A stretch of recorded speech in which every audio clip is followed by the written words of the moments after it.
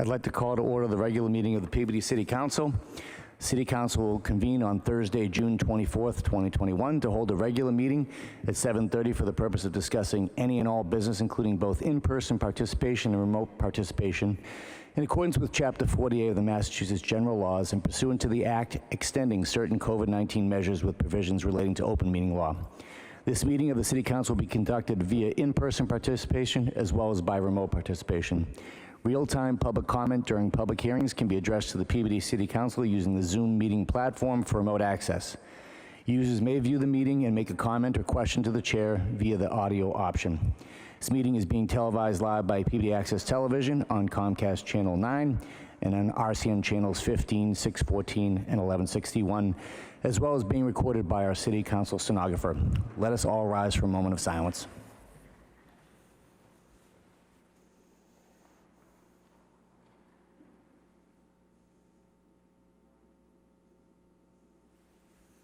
Would you please join me in the Pledge of the Allegiance?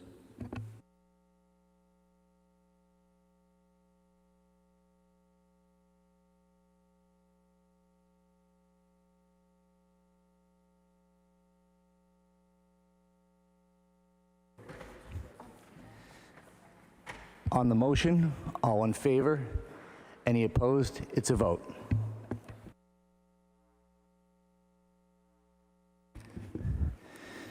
Next item on the agenda is hearing 4A, which is an application from Spiro Demakis to add a deck to the rear of the building for outdoor dining use. Before we begin, Councilor Melville. Thank you, Mr. President. I'm going to have to recuse myself from this particular hearing as my position as Deputy Executive Director at the Alcohol Beverage Control Commission is going to be a pending application based off of this particular special permit with the Alcohol Beverage Control Commission, and to ensure there's no appearance of a conflict of interest between my regular job and my position as a city councilor, I'll be recusing myself. Thank you. Thank you, Councilor Melville. Attorney Kelty, could you please state your name for the address and give us a brief explanation of the plans on this permit? Thank you. Mr. President, point of order. Councilor McGinn. Yeah, we never opened this hearing, so we should read the notice. I apologize. We've continued this so many times. That's my fault. I apologize. So will the clerk please read the notice? Notice is hereby given that the City Council of the City of Peabody, acting as the special permit granting authority, will conduct a public hearing on Thursday evening, June 24th, 2021, and conduct said public hearing in person and remotely via Zoom on the application from Spiro J. DeMarcus, 29 through 31 Linfield Street, Peabody, Mass., for a special permit requesting to add a 30 by 24-foot deck to the rear of the building for outdoor dining use at said 29 to 31 Linfield Street, Peabody, Mass., as filed in accordance with sections 1.5.1, 6.1, and 15.7 of the Peabody zoning ordinance. For remote participation using the Zoom platform, please visit www.peabody-ma.gov under City Calendar on the homepage, or contact the City Clerk's office. Zoom information will not be available until the Friday before the meeting. Peabody City Council, Councilor Mark J. O'Neill, City Council President. Thank you. At this time, I'd like to ask Attorney Kelty to state your name and please address for the record, as well as give us a brief explanation for the plans on this special permit request. Thank you. Thank you, Mr. President. My name is John Kelty. I'm an attorney. I appear this evening on behalf of Spiro J. DeMarcus, trustee of the trustee of Realty Trust, JSD Realty Trust. Mr. DeMarcus is the owner of the restaurant known as the Wardhurst. He has been the owner for the last several years, bought it directly from Mr. Rootsis, whose family operated that restaurant for many years. The reason that their operation of this restaurant for many years is of any significance is that the Wardhurst restaurant, its use as a restaurant and its structure itself are all preceding zoning here in the city of Peabody, and as such, they are pre-existing non-conforming as to their use and as to the structure. So as such, the addition of this deck is before the City Council rather than being before the Board of Appeals or any other agency for its approval. It was pointed out to myself and my client that with the utilization or the reference to the council's rules of order, and specifically section 17, all permits that are necessary from any other agency here in the city of Peabody, any other board, are required to be obtained.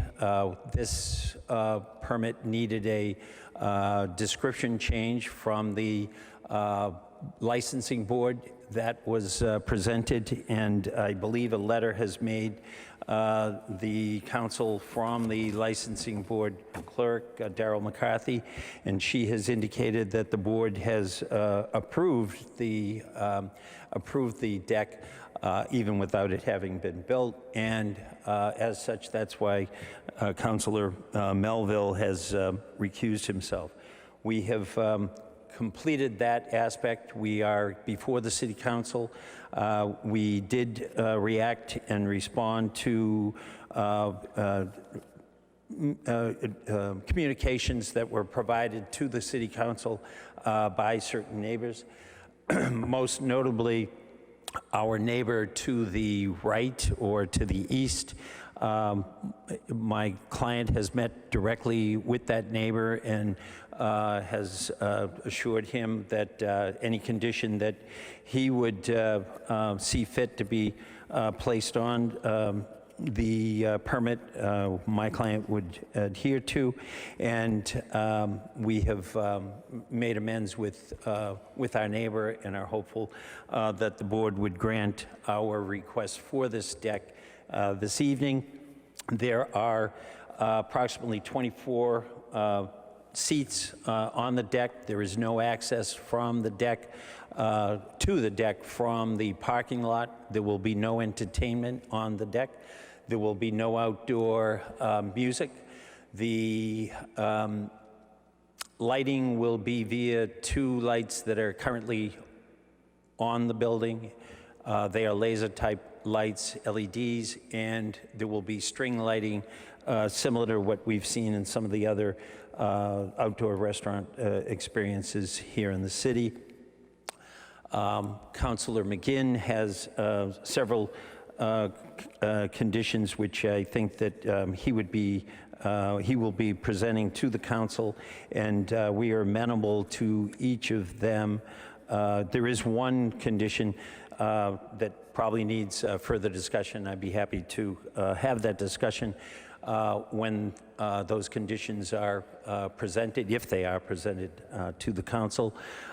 We have received communication from the Conservation Commission, and they have no objection to the construction of the deck. They have said that during construction, we should install erosion prevention so that there is no debris from the installation of the deck that gets over the embankment that we sit on, that the restaurant sits on, and which would result in being in a wetland that is below on the Eastman Gelatin property below this particular lot. And with that, I'm happy to answer questions that the councilors may have and to respond to any requests or inquiries that you may have.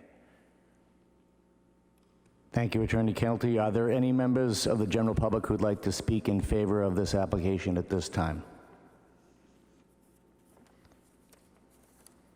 Are there any members of the general public who'd like to speak in favor of this application at this time?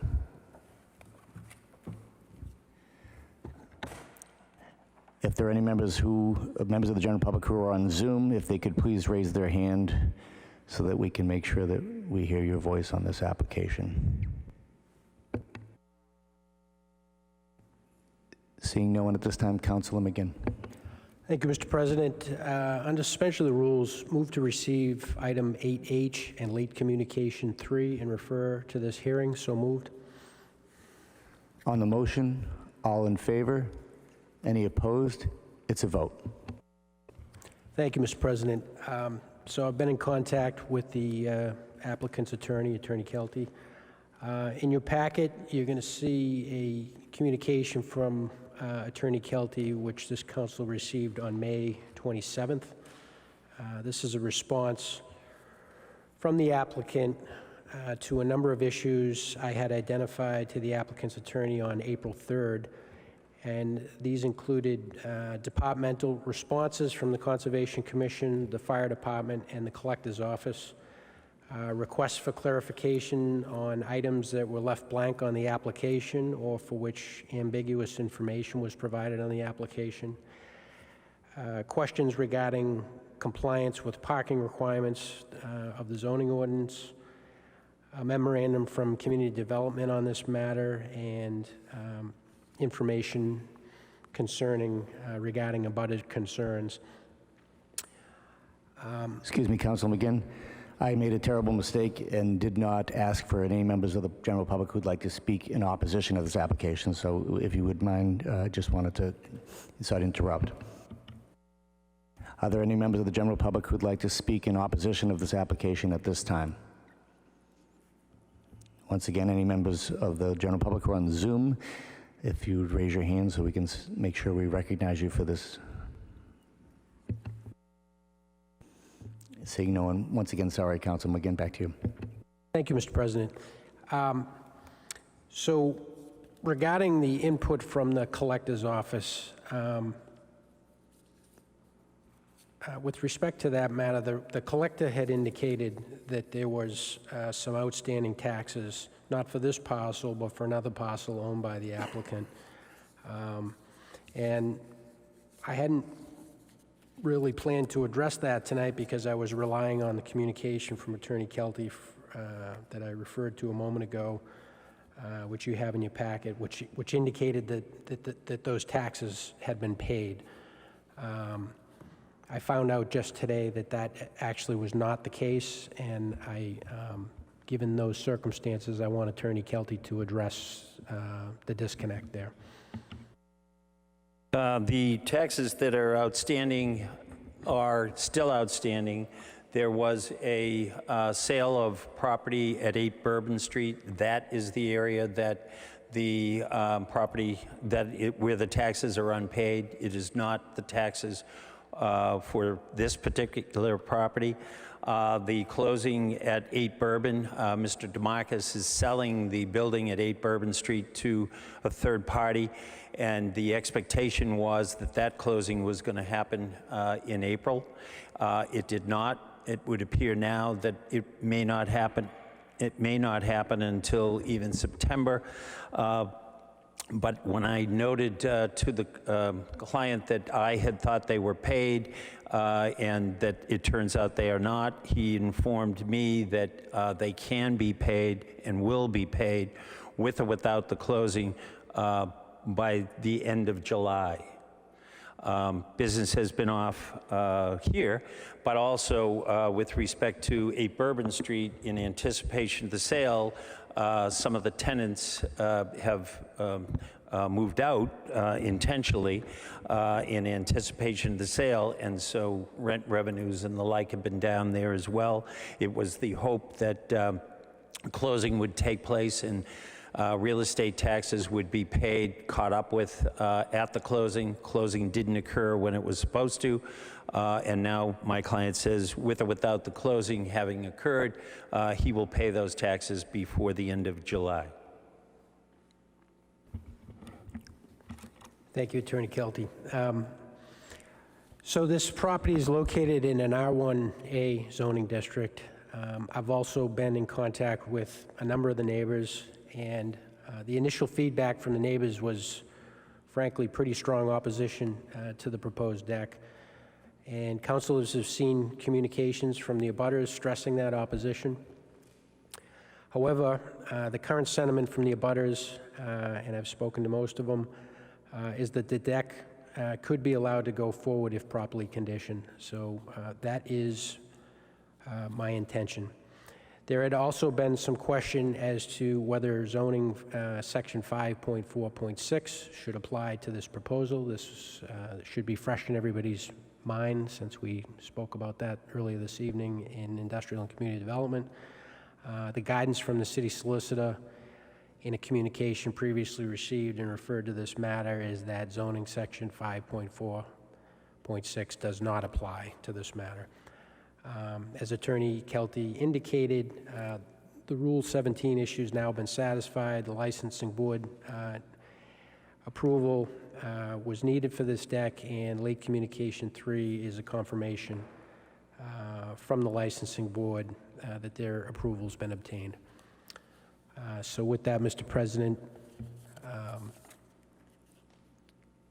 I would, taking the various points of feedback into consideration from both the applicant and the abutters, I've prepared a list of conditions which have been provided to the applicant's attorney, and as he indicated, to which they are agreeable.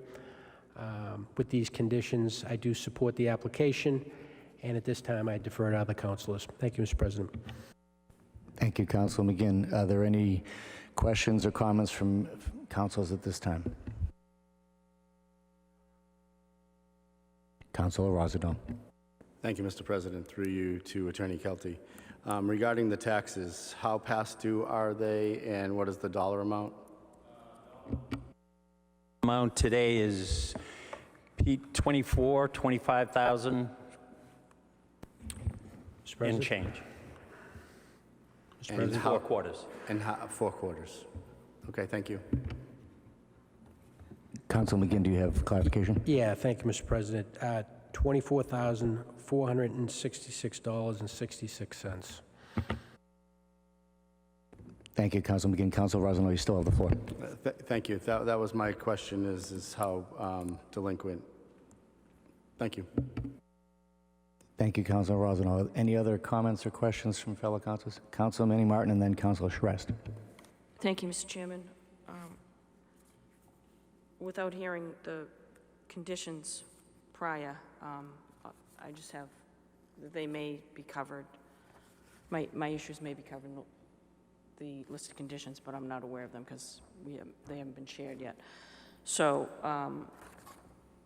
what I'm really on the fence about this one, Attorney Kelty, because you're applying under non-conformance, and again, I still have an open mind, and I would need to know, under non-conformance 1.5.1, how the intensity of use is not substantially more detrimental to the neighborhood, and that you're applying under pre-existing non-conforming, and I'm not convinced that this would fall under that, and my major sticking point is the intensity of use, and again, whether it's substantially more detrimental to the neighborhood. If you could address that. I think that Councilor McGinn had specifically had a similar concern, and he wanted me to provide for him information as to what our current status is with respect to compliance with parking requirements for restaurants.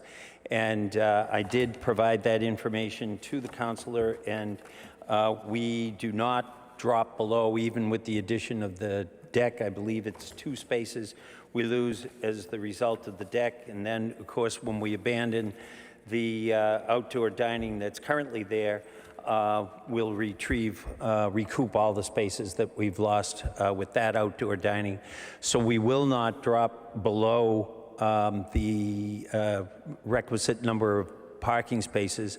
And in terms of number of seats, we also have sufficient parking for the square footage of the restaurant, and also if we were to determine the number of parking spaces available based on seat count. We have more than enough based on our seat count. So that even with the addition of the seating that is outside on the deck, we do not see ourselves as causing any kind of further burden upon the neighborhood.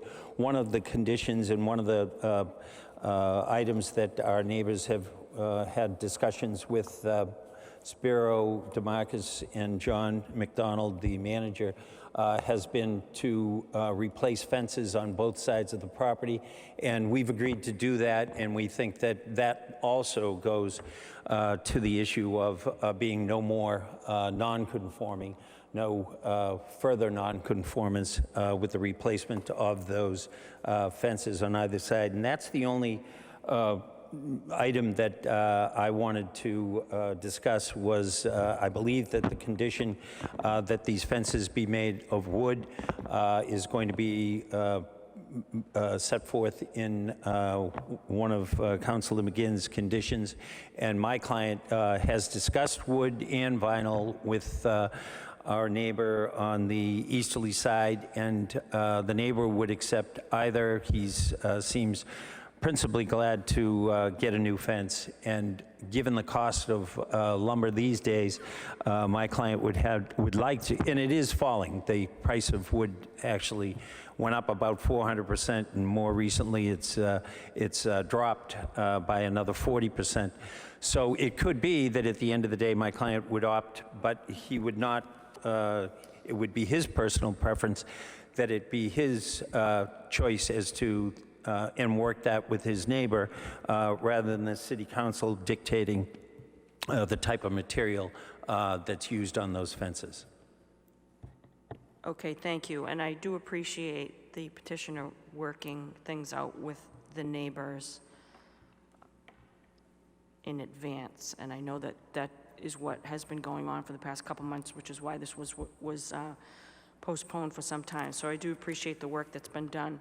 And there are no neighbors speaking in opposition because of that work. Because as Councilor McGinn said, there was strong opposition at the onset, and you've worked to allay those concerns. So that is appreciated. And what time will folks be off the deck? 10 p.m. 10 p.m., where the hours of operation for the deck were related to the licensing board, and I would relate to the city council. They are intended to be 11 a.m. to 10 p.m. And that's off the deck at 10, not last drink, last meal. Shut down off? Yeah. So they're not hanging out, talking, and After 10 o'clock. after 10 o'clock? They can go inside. And that's Monday through Sunday, every day is That's every 10 night. o'clock? I would, Yes, that is every night. yeah, I don't know if the board council think that's a little late. I thought maybe some evenings you could probably make it 9 o'clock. But if the neighbors, if you've talked to the abutters and they're okay with it, I just think that might be a little late on school nights. But that's just one issue. And then, is there anything in the conditions about this not being transferable? Should the owner sell? I'm confident with this owner, and certainly in the way that he's worked things out with the neighborhood to do the right thing. But if he sells it, I have a fear of the unknown buyer. Councilor McGinn, would you like to respond? Yeah, thank you, Mr. President. Through you to Councilor Manning Martin. No, that was not my intent to condition that it be non-transferable. And why is that? Through the chair. Councilor McGinn. Thank you, Mr. President. Through you to Councilor Manning Martin. Well, that's not the normal course with a special permit. That's certainly done from time to time, but it's not. It's the exception, not the rule, to make it non-transferable. So it was not my intent to add that condition in this particular circumstance. Okay, well, those are two sticking points for me at this point. Closing at 10 o'clock every night of the week is a little late. I think that the neighbors might be disturbed. and putting a non-transferable that the new owner would have to come and come before the council to get approval. Those two conditions would, I would support the petitioner. Thank you, Mr. Chairman. Thank you, If you'd Councilman. like, I could speak to that issue if... Well, if you would mind, Council Kelly, we have some questions from other councils, and I think Council McGinn will do the conditions, and maybe we can have a broader discussion, but I just want to make sure the council's... Councilor Charest? Thank you, Council President. On the taxes, I missed it. How late are they, through the chair? This year, it's 4 quarters. There are 4 quarters due, It's a commercial property. including the one we're in now. Point of order, if we could ask that everyone wait to be recognized so we don't have crosstalk. It's hard to hear. Thank you. Councilor Charest, did you get the answer? Yes, it's 4 quarters for this year, and it's commercial property, from my understanding, correct? Yes, it's a commercial property at 8 Bourbon Street, West Peabody. And I'm assuming through you, Council President, Council McGinn, that you're going to address that in a condition that it's, I know, not just yeah, I'm going to pay it by the end of July. I'm assuming you're going to have language addressing that. Councilor McGinn. Thank you, Mr. President. Through you to Councilor Charest, yes, that would be a condition. Thank you, Council President. Thank you, Councilor Charest. Councilor Turco? Thank you very much, Mr. President. Yeah, I had the same question that Councilor Charest has, and maybe I'll ask for some clarification on it. But before I say that, I am 100% in favor of the permit. I think John McDonald has proven to be an excellent manager and an excellent neighborhood guy, and has reached out to us on numerous occasions to help out. And if we have any issues over there, he's responsive right away. So I'll say that first. But my concern with the taxes, I'm willing to vote yes on this, but I just like to be a little bit more stringent on Councilor Kelty's word, and that doesn't mean that I doubt Councilor Kelty's word at all, that they'll be paid by July 30th or July 31st. So looking at the dates, today's date's June 24th. Technically, this deck couldn't be built under the 20-day appeal period until July 15th anyway. Can we put a condition through you, Mr. President, to Councilor McGinn, where the building permit shall not be issued until the taxes are paid? If the Councilor Kelty is confident in the July 31st date, it's an additional 15 days. If he wants to pay them early, he can start construction before that. But that's what I'd like to see. Thank you. And actually, that's through you to Councilor McGinn. Thank you, Councilor Turco. Councilor McGinn, did you hear the request from Councilor Turco? I did. Thank you, Mr. President. Thank you. Are there any other? Councilor Sasslaw? Thank you, Council President. I just had 2 brief questions, just so I understand, and the neighbors do too. While the deck is under construction, is it assumption that the outdoor dining that they do have will currently continue, and once the deck is up and running, the outdoor dining will be taken down? Is that the assumption through you to the attorney? Yes, Kelty. and that's also... Attorney Kelty. That is a fair assumption, and I believe that will also be a condition. Thank you. No further questions. Thank you, Councilor Sasslaw. Any other councilors who would like to speak at this time? Councilor McGinn. Thank you, Mr. President. At this time, I'd move to close the public hearing. You heard the motion by Councilor McGinn. On the motion, all in favor? Any opposed? It's a vote. Councilor McGinn. Thank you, Mr. President. Move to approve the application from Spiro J. DeMakis, 2931 Linfield Street, Peabody, Mass. for a special permit requesting to add a 30 by 24 deck to the rear of the building for outdoor dining use at said 2931 Linfield Street, Peabody, Mass. as filed in accordance with sections 1.5.1, 6.1, and 15.7 of the Peabody zoning ordinance, with the following conditions. The applicant shall comply with the inputs provided by the Conservation Commission. The deck shall not be enclosed. There will be no direct access to the deck from the parking lot except to facilitate emergency access and/or egress. The dumpster will not be relocated. Deck lighting will be limited to the 2 existing light fixtures on the exterior wall of the building and the addition of string lights designed and situated such that they do not illuminate the abutter's property. String lights will be off during times that the deck is not permitted, that use of the deck is not permitted, excuse me. The existing 2 fences along the 27 and 33 Linfield Street property lines shall be removed and replaced with new wood 8-foot-high site-impervious privacy fences along the entire length of such property line. The applicant shall have the responsibility for the ongoing maintenance and repair of the fences and shall provide secure parking blocks to protect the fences. For the avoidance of doubt, new fencing must be in place before the use of the deck commences. The minimum number of parking spaces required under zoning ordinance section 9.2 shall be maintained. The deck may only be utilized during the hours of 11 a.m. and 10 p.m. There will be no entertainment on the deck. There will be no smoking on the deck. Existing temporary outdoor dining facilities shall be removed before the use of the deck commences. The real estate tax payments on the applicant's 8 Bourbon Street property will be paid in full no later than July 30th, 2021, and no building permit shall be issued until such taxes are paid.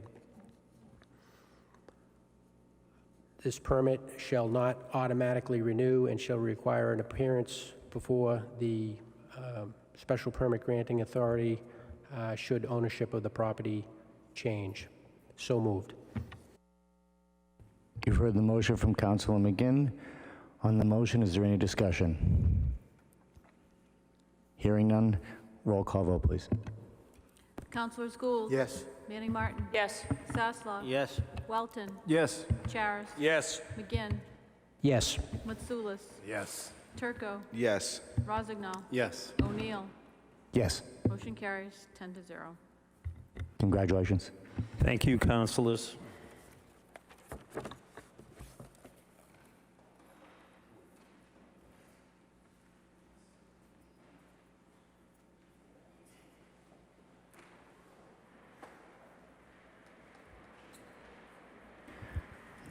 Next item on the agenda is hearing 4B, which is a special permit request from Bosun's Asset and Operations Limited Liability Company doing business as Bosun's Marine. This hearing was recessed from May 27th. The public hearing was closed on that same date. Councilor Sasslaw, can you please provide an update regarding the Conservation Commission held on June 16th? Yes, thank you, Council President. On your desk this evening, you all received a late communication 4 from the Conservation Commission, and their determination was they have no issue with the plans for the property that the applicant would like to use. They had their meeting back on June, it was 16th, as I said. So I know that was the sticking point, so I think everything should be good. I will be supporting the special permit application with one condition. The condition would be the recommendation made by the Community Development and Planning Department that all deliveries must take place within the property and vehicles shall not queue on the shoulder of Newbury Street. At this point, that's all I have to report. Thank you, Councilor Sasslaw. Can I have a motion to accept late communication number 4, please? Motion to receive late communication 4. On the on the motion, all in favor, any opposed? It's a vote. Councilor Sasslaw. So you did say we closed the public hearing, correct, the last time? That is correct. Okay. So I'd like to make a motion to approve special permit from Bosun's Assets and Operations LLC, DBA Bosun's Marine, 203 Newbury Street, Peabody, Mass., for a special permit requesting to display new and pre-owned boat inventory and customer boats and to allow boat sales and rentals in the BR1 zone at 203 Newbury Street, Peabody, Mass. As filed in accordance with Section 4.2.5, 6.1, and 15.7 of the Peabody zoning ordinance, with the one special condition one condition, that all deliveries must take place within the property and vehicles shall not queue on the shoulder of Newberry Street. So move. You've heard the motion by Councilor Sasslaw. Is there any discussion? Seeing none, roll call vote, please. Councilors Gould. Yes. Manning Martin. Yes. Sasslaw. Yes. Welton. Yes. Charis. Yes. McGinn. Yes. Mitsoulas. Turco. Yes. Rossignol. Yes. Melville. Yes. O'Neill. Yes. Motion carries 11-0. Congratulations. Thank you, councilors.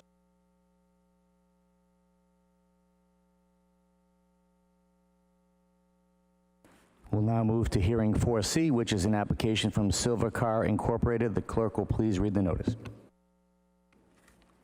Notice is hereby given the City Council of the City of Peabody, acting as the special permit granting authority, will conduct a public hearing on Thursday evening, June 24th, 2021, at 7:30 p.m. in the Frank L. Wigan Auditorium, 24 Lowell Street, Peabody, Mass., and remotely via Zoom on the application from Silver Car Inc., 211 East 7th Street, Austin, Texas, for a special permit requesting to rent automobiles from inside the premises at 252 Andover Street, Peabody, Mass., is filed in accordance with Sections 4.2.5, 6.1, and 15.7 of the Peabody zoning ordinance. For remote participation using the Zoom platform, please visit www.peabody-ma.gov under City Calendar on the homepage or contact the City Clerk's office. Zoom information will not be available until the Friday before the meeting. Peabody City Council, Councilor Mark J. O'Neill, City Council President. Thank you. Good evening. Could you please state your name and address for the record, and also please provide a brief explanation of the plans on this request? Thank you, Mr. President, members of the City of Peabody City Council. My name is John Kelty. I'm an attorney. I represent this evening Silver Car Inc. They are of 211 East 7th Street, Austin, Texas. They are intending to operate at 252 Andover Street, which is an Audi dealership. Silver Car is not a true subsidiary of Audi. However, they are an affiliate that operates nationwide. They have, I believe the number is 100, I did provide it. They operate in 30 locations nationally, and they are predominantly within Audi dealerships, hence the name Silver Car. They are intending to be operative entirely within the existing car dealership. I found it somewhat surprising that there wasn't an ability to operate at the dealership. However, because they identified, and rightly so, they identified themselves as separate and distinct from Audi North America. As such, they appear to be a tenant, and as such, they needed their own special permit at the direction of the building department. So we're here asking for that permit. No additional parking spaces, no additional cars. They have a very small fleet that would be available at the Peabody location. They will be parked among the existing parking that's there, and as I said, the two employees that will operate the rental facility will operate entirely within the existing premises with no additions. Happy to answer any other questions that the board may have. I know actually from personal experience, there has been a shortage of rental cars since the pandemic. And in fact, my son was coming home from California, and I was trying to get him a car from these folks, and they really didn't have one. Just an example of how limited. It's not as if they can dip into the fleet of cars for sale. They have to have their own 5 or 6 cars. So I'm happy to answer questions that the board may council may have this evening. Thank you. Thank you. Are there any members of the general public who would like to speak in favor of this application at this time? Are there any members of the general public who would like to speak in favor of this application at this time? Once again, any members on the Zoom application would like to speak in favor of this application at this time?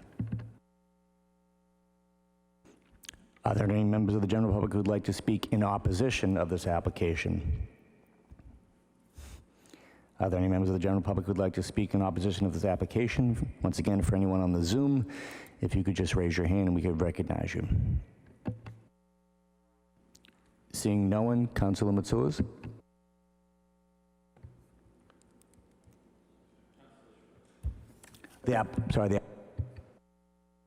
Councilor Charest. Yes, Council President, I know the reason why the mix-up, it said it on 3, but it is actually 4. Thank you. I only had a few questions. Council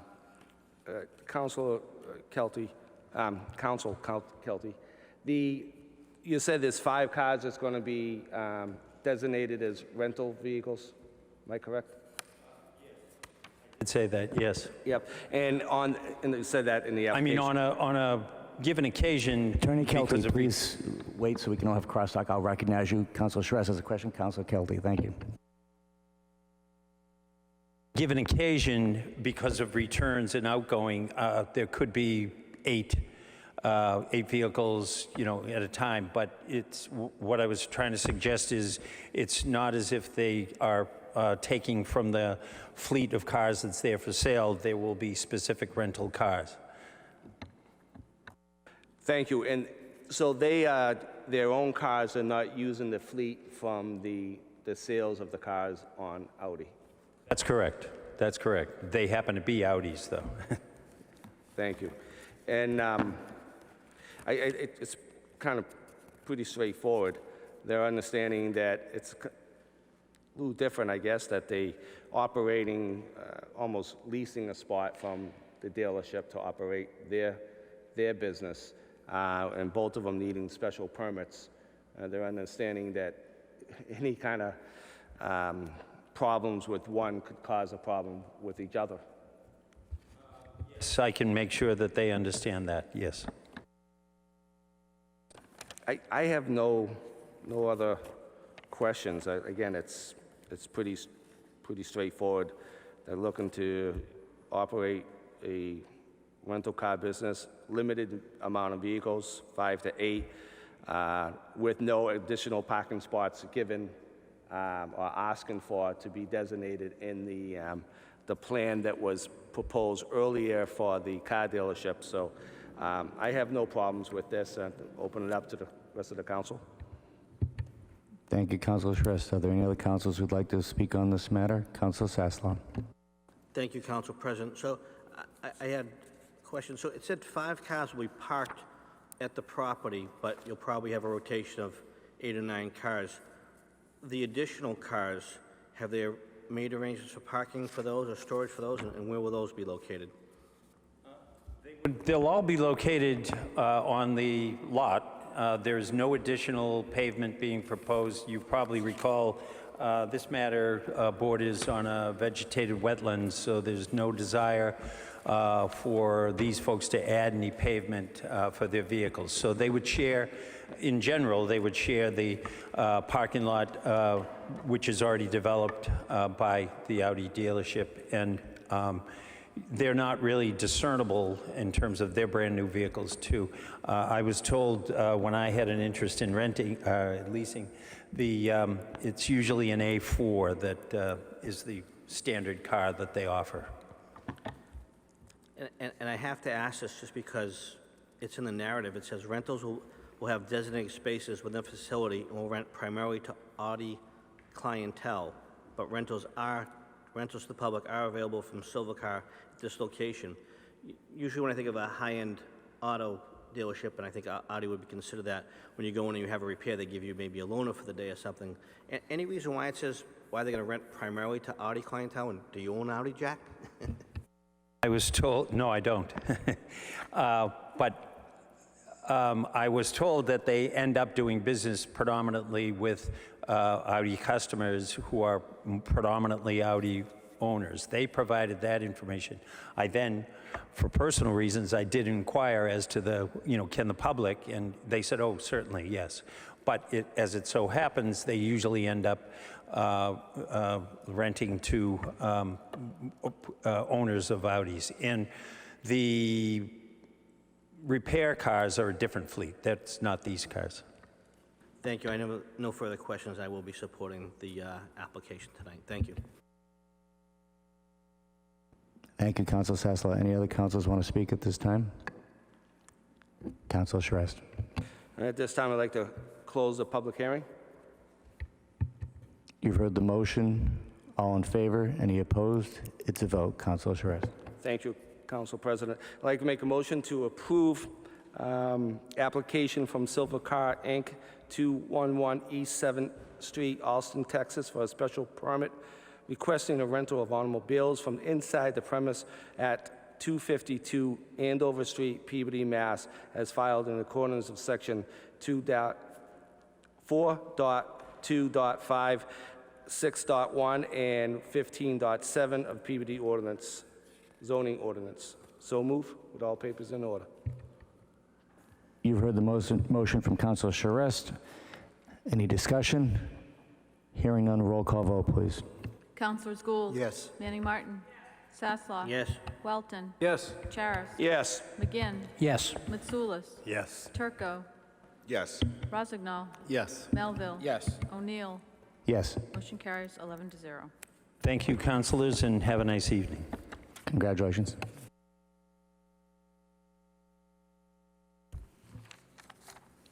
We'll now move to hearing 4D, which is an application from Christine Lander to amend a special permit. The clerk will please read the notice.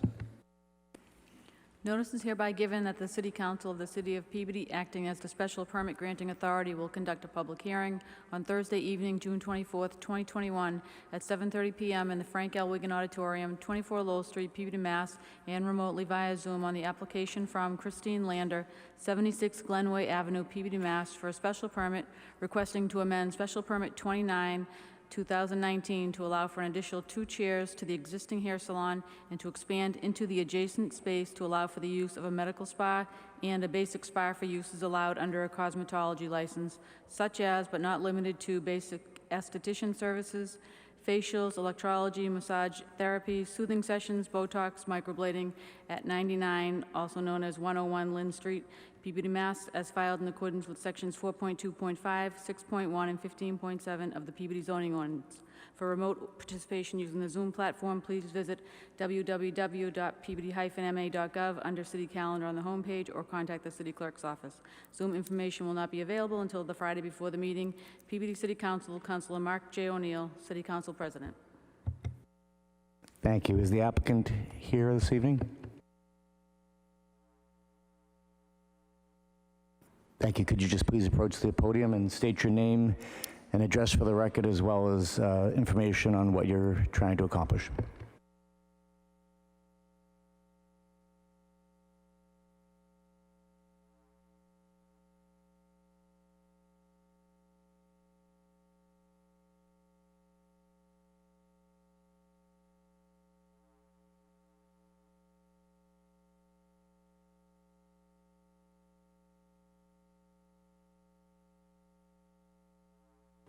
Could you just state your name, please, and your address for the record, and also give a brief overview of your plans for this request? Hi, my name is Christine Lander. My address is 76 Glenway Ave in Peabody, Mass. For those of you that don't know me, I am the CEO of Bombshell Boutique. I am currently on the cosmetology board for Northeast Metro Vocational School, and give my time as needed to any school looking for cosmetology classes. I was born and raised in Peabody, attending Peabody schools. I graduated from the cosmetology program in 2015, where I worked 3 jobs to start my career and volunteered my time to dress up like Cinderella for the McCarthy School summer camp. I grew up with my father being a Freemason and a Shriner, and because of that, I was consistently doing some sort of community service for either youth groups or Shriners events. So if anybody was questioning my character, this is it. On to the amendment of my special permit, I would like to start by asking for my hours to be changed. I would like to be open Monday through Saturday, 8 a.m. to 9 p.m. I would like to reserve the right to open privately on Sunday for funerals, weddings, and religious purposes as well. I think at my original meeting, there was a misunderstanding, as most businesses are now open 7 days a week, including hair salons. I would like it to be written on the permit in a way that will allow me to finish my last client due to unseen circumstances. Sometimes when you're using chemicals, reactions can happen and we have to fix these reactions, or we can create major damage on the client's hair as well as their scalp. Sometimes this can take hours, and I do not want to feel like I need to rush myself or my client in order to finish this process, because my time of business is technically closed. If any of you were asked to leave during your haircut after they had only had time to cut half of it, you would be upset, and it's completely unrealistic. With that being said, no client will intentionally be booked at a late hour for a lengthy service. I would also like to add 2 more stations. Right now, I currently have the right to 4 active stations. I'm not increasing my employees, it's just that it's congested with everyone sharing stations and tools. The aesthetics room inside Bombshell will be moved next door so I can give my employees a proper break room. I would like to create an entrance from Bombshell Boutique to the unit next door and expand, adding 3 aesthetic rooms and 1 for privacy and religious purposes. I have multiple women that are of Muslim religion that have been looking to have their hair done and can't be accommodated, so I would like to be one of the first salons in Peabody to do so. This room will have a portable station, which will be considered the 6th station in the salon, so we don't exceed the 6-chair limitation. As for parking, the employees of Bombshell Boutique were given the permission to park at the Conway Cahill Broder Funeral Home, as I have the letter attached that was, I believe, given to everybody. We have a provided letter that allows us to utilize up to 10 spots a day. We will continue to park there, removing all of the employees' cars from the side streets as well as Lynn Street. As for parking on the side streets, it is public parking, and we have not had any complaints since Ginger's Closet moved out in February. As for parking on Lynn Street, Tim and I are the only businesses on that side of the street without a parking lot, so I don't see why there would be any grievances. If there are, him and I can communicate about it amongst ourselves. Either way, we have more parking spots at the funeral home than employees. As for Toomey's Cleaners concern, I am 100% in favor of the city putting 2 15-minute parking signs up in front of the business. My employees have been instructed never to park in front of their business. As for my mistakes, I am a new business owner. I am learning each and every day, and I am trying to run a successful business as well as follow all the rules. This is where I look to the city's government to lend a helping hand and provide me with the guidance I need.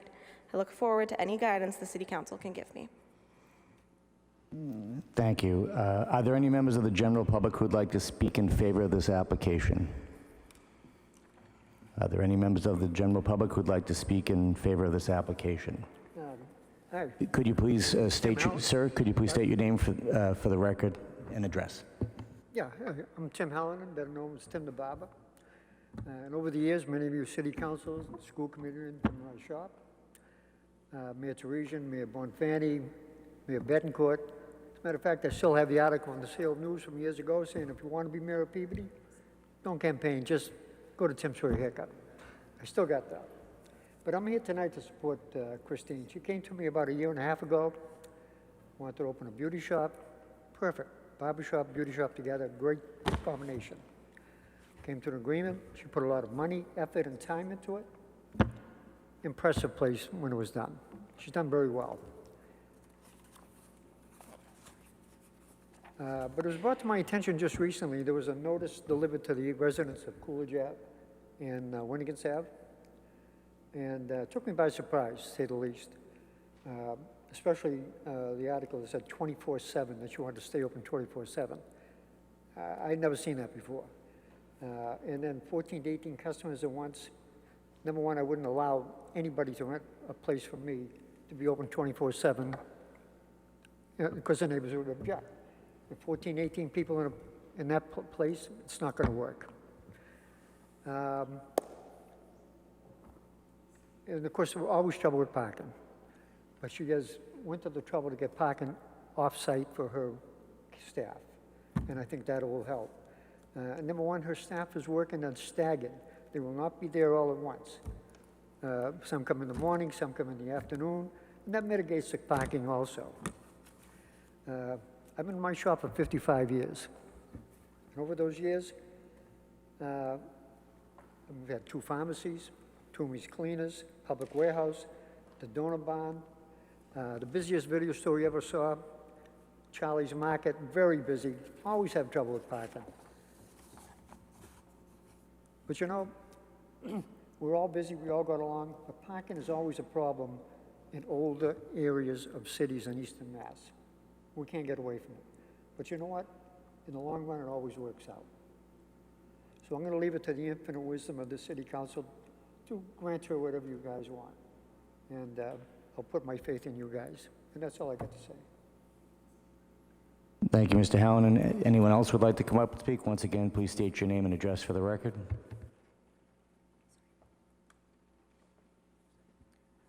My name? Your full name and address for the record, please. Sure. My name is Sarah Salama, and I'm sorry, did you say address? The address. Yes, 17 MacArthur Road, Peabody, Massachusetts. Bombshell Boutique's proposal to add a private room to its facilities is a very welcome and desired facility in our city. My mother, who is a Muslim woman, loves to get her hair done and loves to have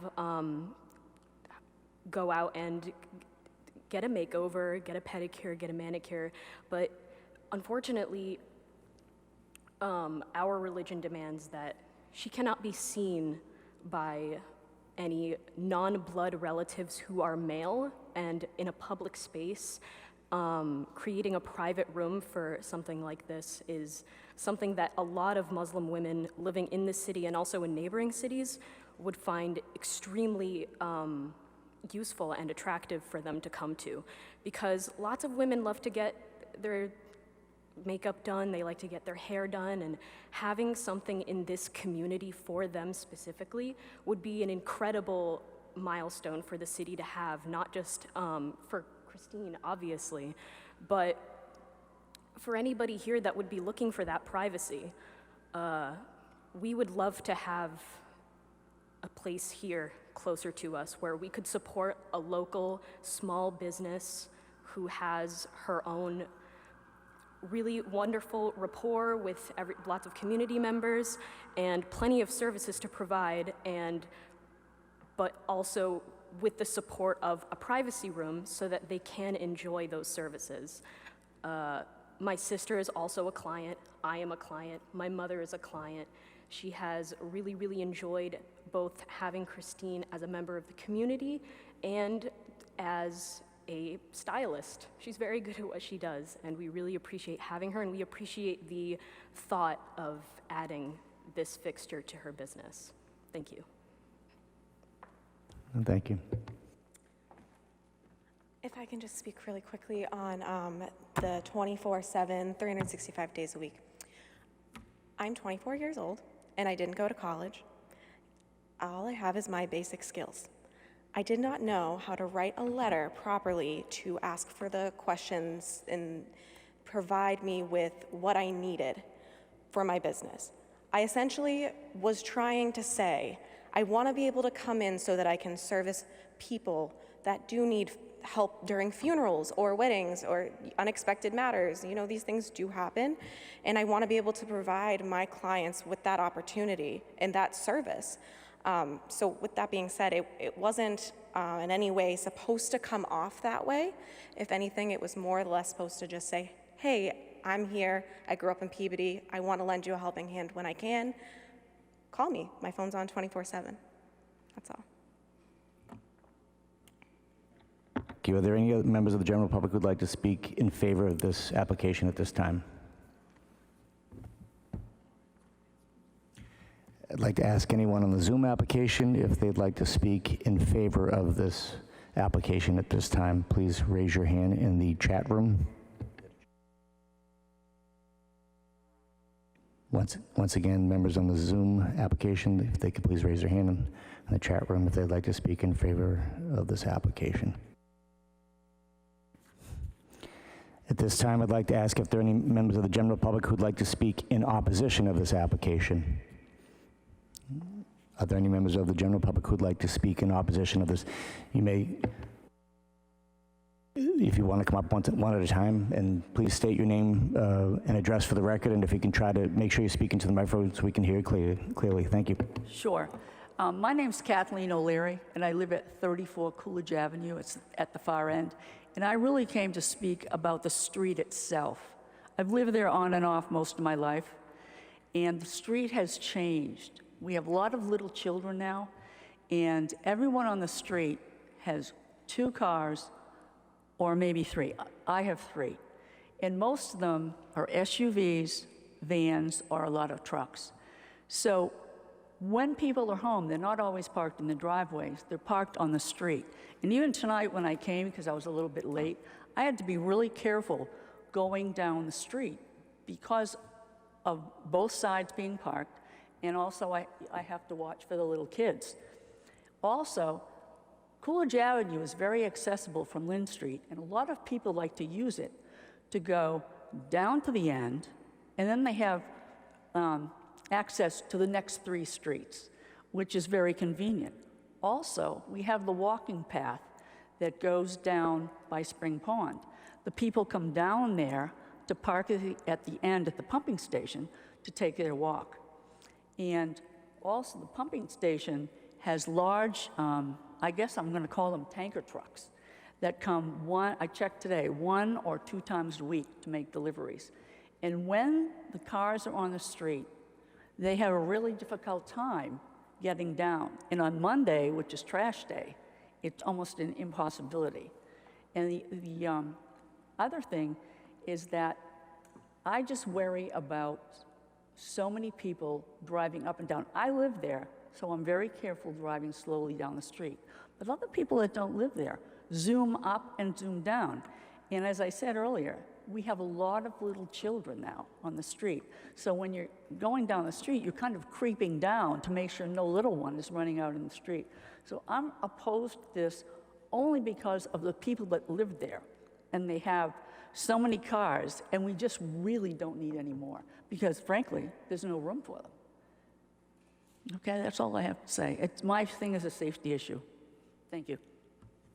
Thank you. Whoever would like to come up and speak next can come up to the podium.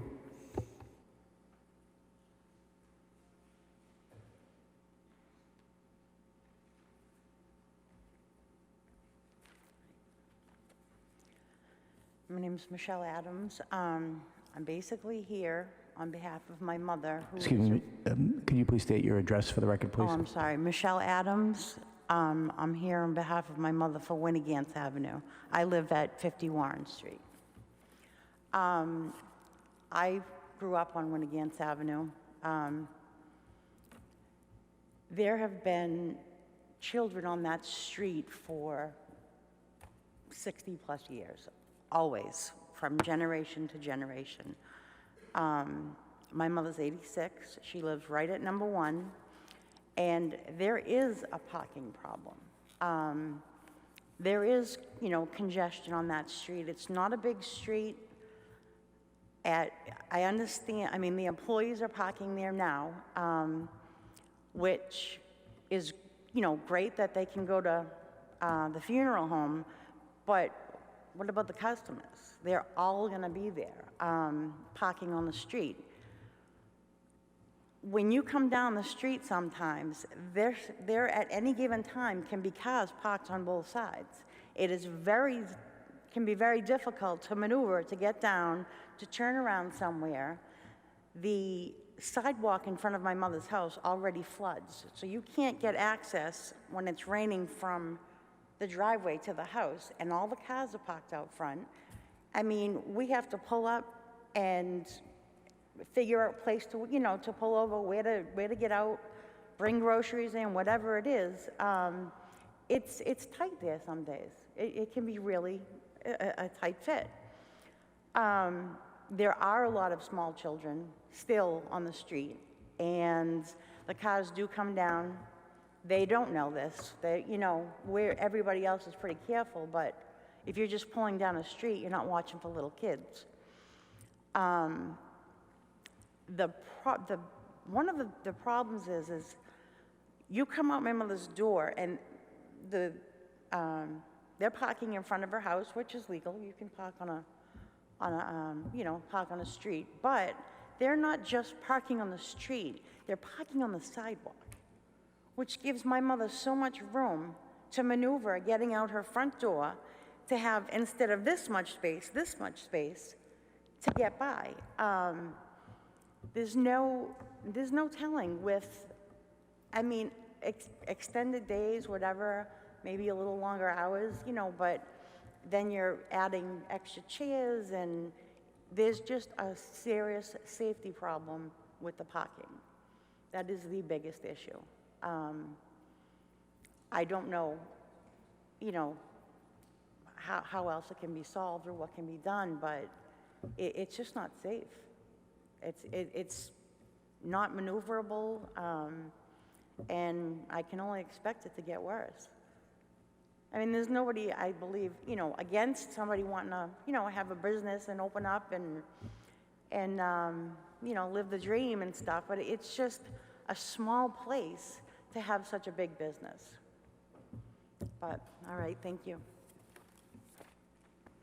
Thank you. At this time, there is someone on Zoom with their hand raised. I'd like to recognize Katie, please. If you could please state your name, full name and address for the record, whether you're in opposition or in favor of this application. Sure. My name is Katie Porter, 9 Wigan South. Can you hear me okay? Sorry, Katie, I had trouble hearing. Could you please state your name and address, and you're, I guess, speaking in favor or in opposition? It's hard to hear. Speaking in opposition, Katie Porter, 9 Wigan South. Go ahead, Ms. Porter. First, I would like to thank Christine and congratulate her on a wonderful business that she has built for herself. Second, I want to thank Christine and Craig Welton for working on a solution for the employees parking on the street. With that being said, Christine had made a comment about the complaints stopping once Heidi's business closed. And I would strongly disagree with that. It took a lot of emails to Craig to express our concerns, and it took Craig and Christine to work out a plan to get the employees off the street. So that's why the complaints have settled down. It wasn't because of Heidi's Closet.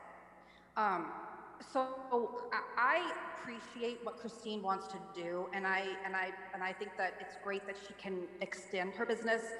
But when we moved to Peabody and Winnegans Avenue, we moved here because it's a dead-end street. My kids have grown up here since they were babies, and I have to sit out here and watch them constantly because the turnaround of the cars has gotten so excessive. And as of right now, there are employee cars that are on the street. So the parking in the funeral home doesn't seem to be working because they're still parking on the street. They've been here all day. So for them to move their cars to the funeral home, I think is awesome, and I'm so happy that they came to an agreement. But their customers are not going to care. And I get this public street. I understand that. But their customers are going to sit here for 2-3 hours at a time, do U-turns in our driveways, and they don't know if there are kids running around, and they're not going to care. So I am in opposition of this because I love my street, and it has become a freeway of vehicles, and it is very concerning to me, and it is a reason for people to move out of the area, quite frankly.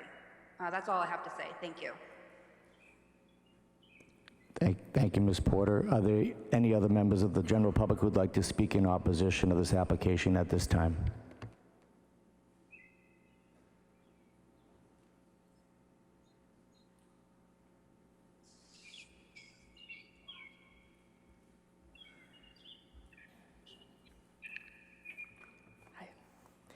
My name is Leanne Conrad, and I live at 112 Lynn Street, which is on the corner of Coolidge Avenue and diagonally across from the business.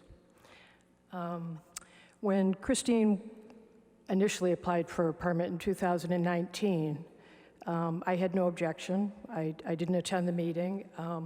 I did communicate at that time to John Turco and one of the other counselors that I was concerned about parking, but I was mostly concerned about the fact that Coolidge Avenue has the water treatment plant at the end of the street, and that the trucks need to pass through, and that it's very narrow, and it's just not safe. I know I emailed all of you, so you already saw my comments regarding that. And, you know, living on the corner and hearing these trucks pull up and blow their horn, thinking it's the residents that are parked there, and then watching them back up onto Lynn Street to readjust their approach, it's just not safe. Regarding the parking on Coolidge, I had spoken with Tim Hallinan, the property owner. He had come to me, actually, and that was resolved. He did have them stop parking on Coolidge, but I also know it was to appease me. And I don't know that that's going to be able to continue if the business is enlarged. It's great news to hear that they have 10 parking spaces at the funeral home.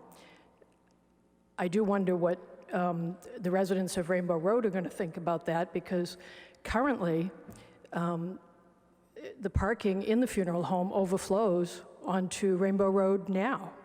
So if the business was a business that closed in the afternoon, I could see where that would work, but I'm just wondering, you know, this isn't something that I think that the Rainbow Road residents have been made aware of, since it's kind of a last-minute resolution. In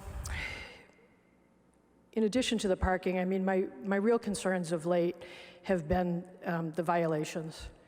I live across the street. I see the business periodically opening for a customer or two on a Sunday or a Monday.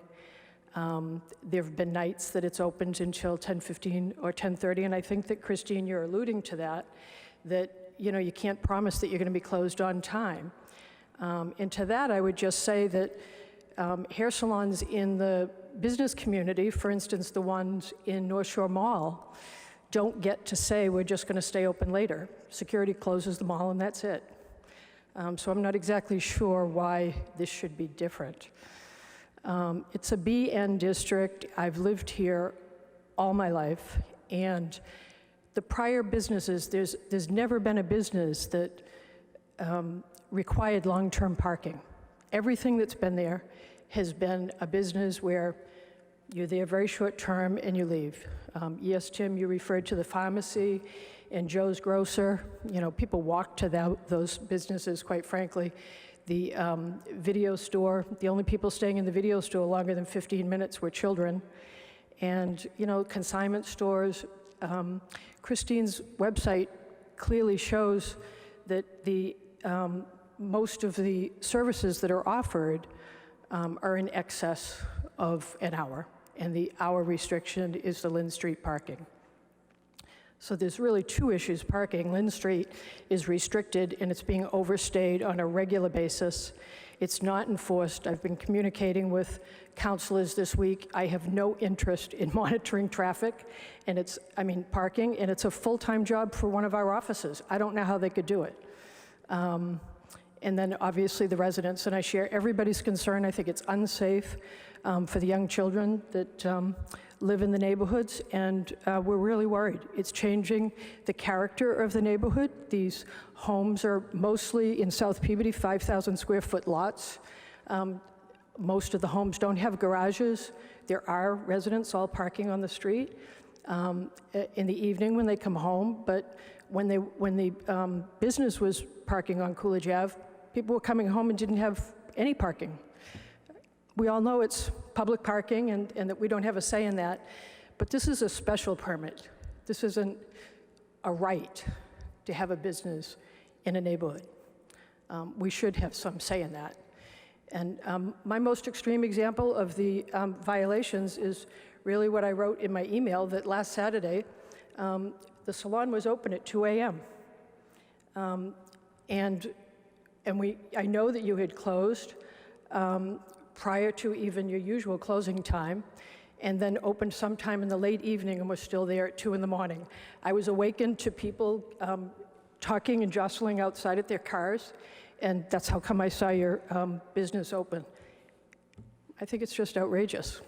So, thank you. Thank you. Are there any other members?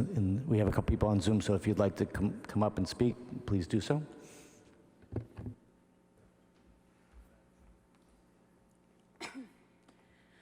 Hi, my name is Gloria Eppinger. I live at 5 Winnegans Ave. We're the third house on the street, so we're close to the corner. The house has belonged to my husband's family for over 50 years. We love living on our quiet little dead-end street.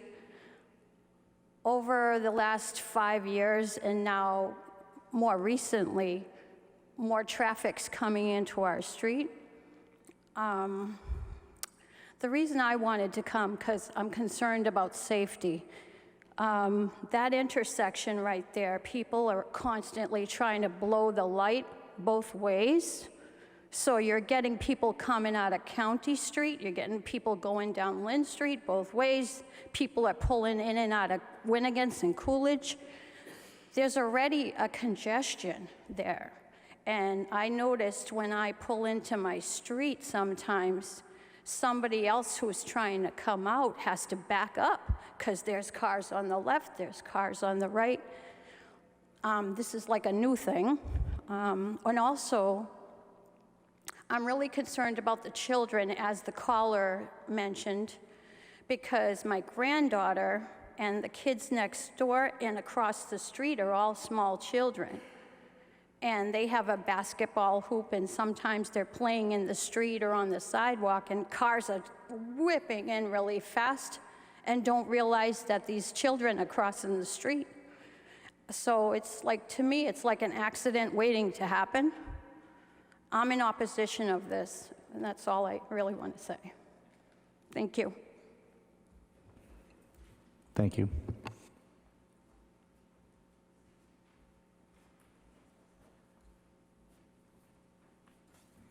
Hi, my name is Patricia Kaminsky. I live at 9 Serena Terrace, Peabody, Mass.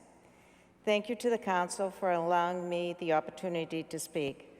My name is Pat Kaminsky. I have been a resident of South Peabody for 49 years, and with my husband have owned and operated Toomey's Cleaners, 106 Lynn Street, for over 25 years, which is across the street from Bombshell.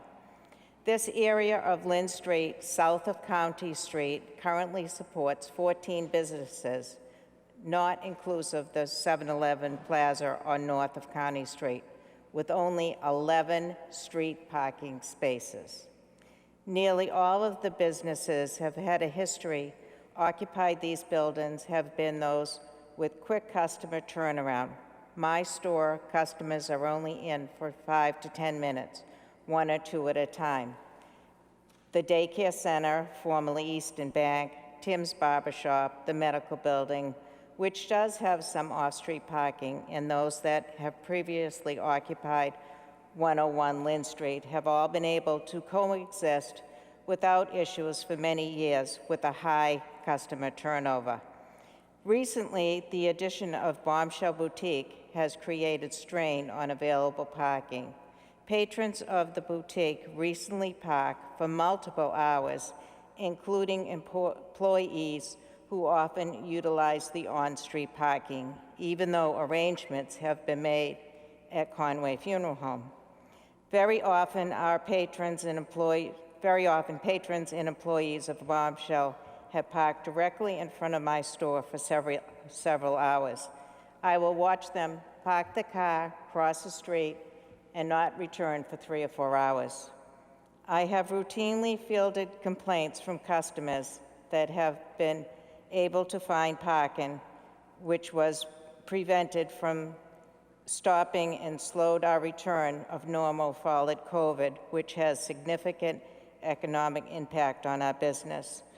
Though I would most sincerely like to support another woman-owned business, I have great concerns on how the expansion of Bombshell Boutique from currently serving 4 customers at a time to 8 or more will pose a serious impact on the parking and prevent other businesses from being able to serve their customers. Additionally, it has been noted that our plans for the owner of Bombshell to expand into the vacant space adjacent to the current boutique, offering various cosmetic-type procedures. Street parking is a shared resource, and allowing expansion of a business that requires utilization of 75% of more of the available parking would not be prudent. Thank you. Thank you. Are there any other members of the general public who would like to speak in opposition? Please step to the podium and once again state your name and address for the record, please.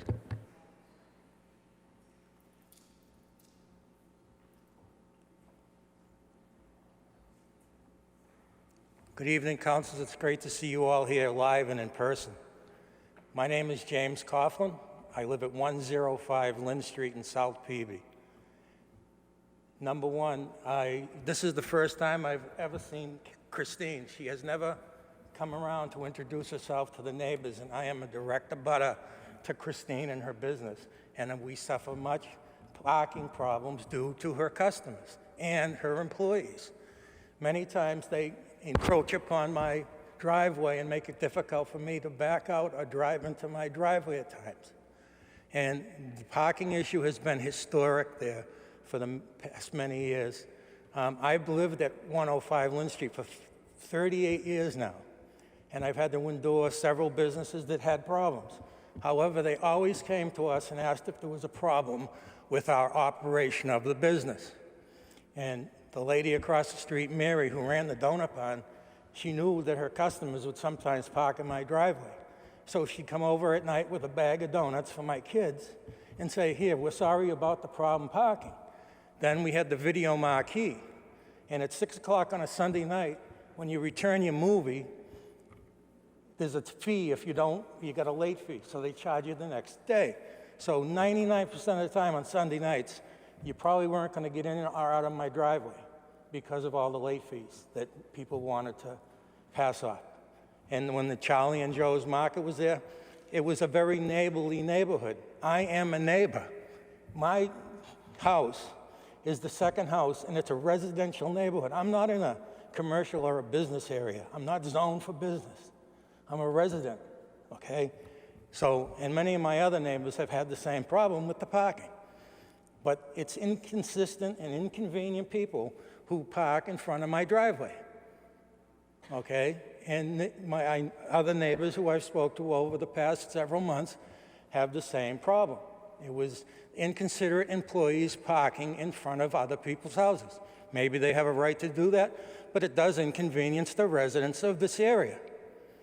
And I'm sure she's trying to adjust her parking problem, but she has a limited number of parking spaces in front of her business. I'm not discouraging her business.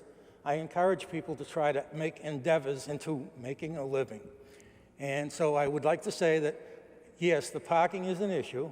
I think she should be more attentive to it because in the past, many of her employees have parked right on Lynn Street. But they all have fancy cars and you all get to see their cars, and after a while you get used to what color their cars are and who's getting in and out of the car. And many times their customers, they're not just there for the 1 hour limit that's on the parking thing. And I suggested to the council, just jokingly, maybe they should put parking meters there so the city can benefit and pay the police, so all the effort they have to put in to come up and time the cars, how long they've been parked in the curb. And then in the wintertime, it gets even worse because they don't push the curb to curb in the snow time when you get multiple snowstorms. So that pushes the cars further and further into Lynn Street. And on the other side of Lynn Street, where Toomey's Cleaners is and Coolidge Avenue, it's a 2-lane road. And it gets impacted by narrowing it down. So there are many safety issues involved here. And it's not just a day 1 or day 2, it's year round and the hours. If this is true about all these different hours, and yes, she's been in there when she's not supposed to be technically, okay? And we are aware of that. I don't know what her current hours are, but I certainly think they need to be rescheduled. And then that's all I have to say at this time. Thank you for listening to me, and good luck. Thank you.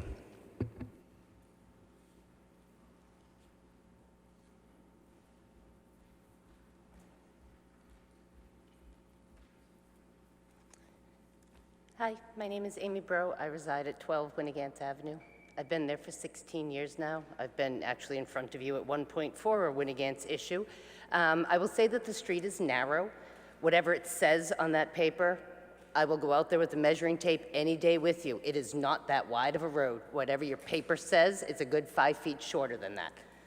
When you have at that very corner cars parked and cars parked, trying to pull onto the road, if somebody's already trying to pull off of the road, you can't pull onto the road. You have to wait for them to pull off. But now, because you're kind of moved over to pull onto your road, the people coming down Lynn Street are zooming around you this way. So like we're kind of like just stuck there at a head-to-head waiting, or luckily, I mean, if you're a Winnigan's liver, when you pull down that road, you like hug the yellow line because you see one of your neighbors trying to pull off of our road so that you prevent anybody from going around you and like play blocker for them so they can get out. It's jammed and congested. There are currently 12 children under the age of 12 years old that live on Winnigan's Ave full-time, in addition to grandchildren, not only at that house, but at other houses as well. I will say that that is why I bought on this street. It is a dead-end street. I was young, wasn't even officially married yet, but was heading right down that road shortly after. I wanted my kids to be in a quiet little neighborhood where they could play on the street freely, and that is how they were raised, and kind of we're blessed with that type of a street. The kids are kind of running freely. To kind of like try to retrain what are now like 3, 4, and 5-year-olds to be like, no, you can't go on the street at all because cars are constantly going up or pulling into the driveway of those children's houses when the kids are like in their own driveway playing with chalk and people are pulling in and like turn around and like, oh, and then like backing out. Like it's an unfair burden to the people who live there. And I am torn because I feel like, great, Peabody resident, wanting to build a business in Peabody, young person, entrepreneurial attitude, I am so all for it, but it can't be at an undue burden to the people who already reside there, have for a long time, are longstanding residents, and are, wanting to raise their children in what was a quiet, dead-end street. So typically, outside of the people who live on the street, you really don't get much traffic. Suddenly, there's traffic constantly, zinging in those first 4 houses, turning around. Now there's so many cars parked, sometimes they're coming down even further to be able to find the spot to turn around. So those are kind of my biggest concerns as we make this decision. Thank you. Is there anyone else who'd like to speak in opposition at this time? There are 2 hands raised on the Zoom platform. At this time, I'd like to recognize Ronald, if you'd like to speak either in favor or in opposition.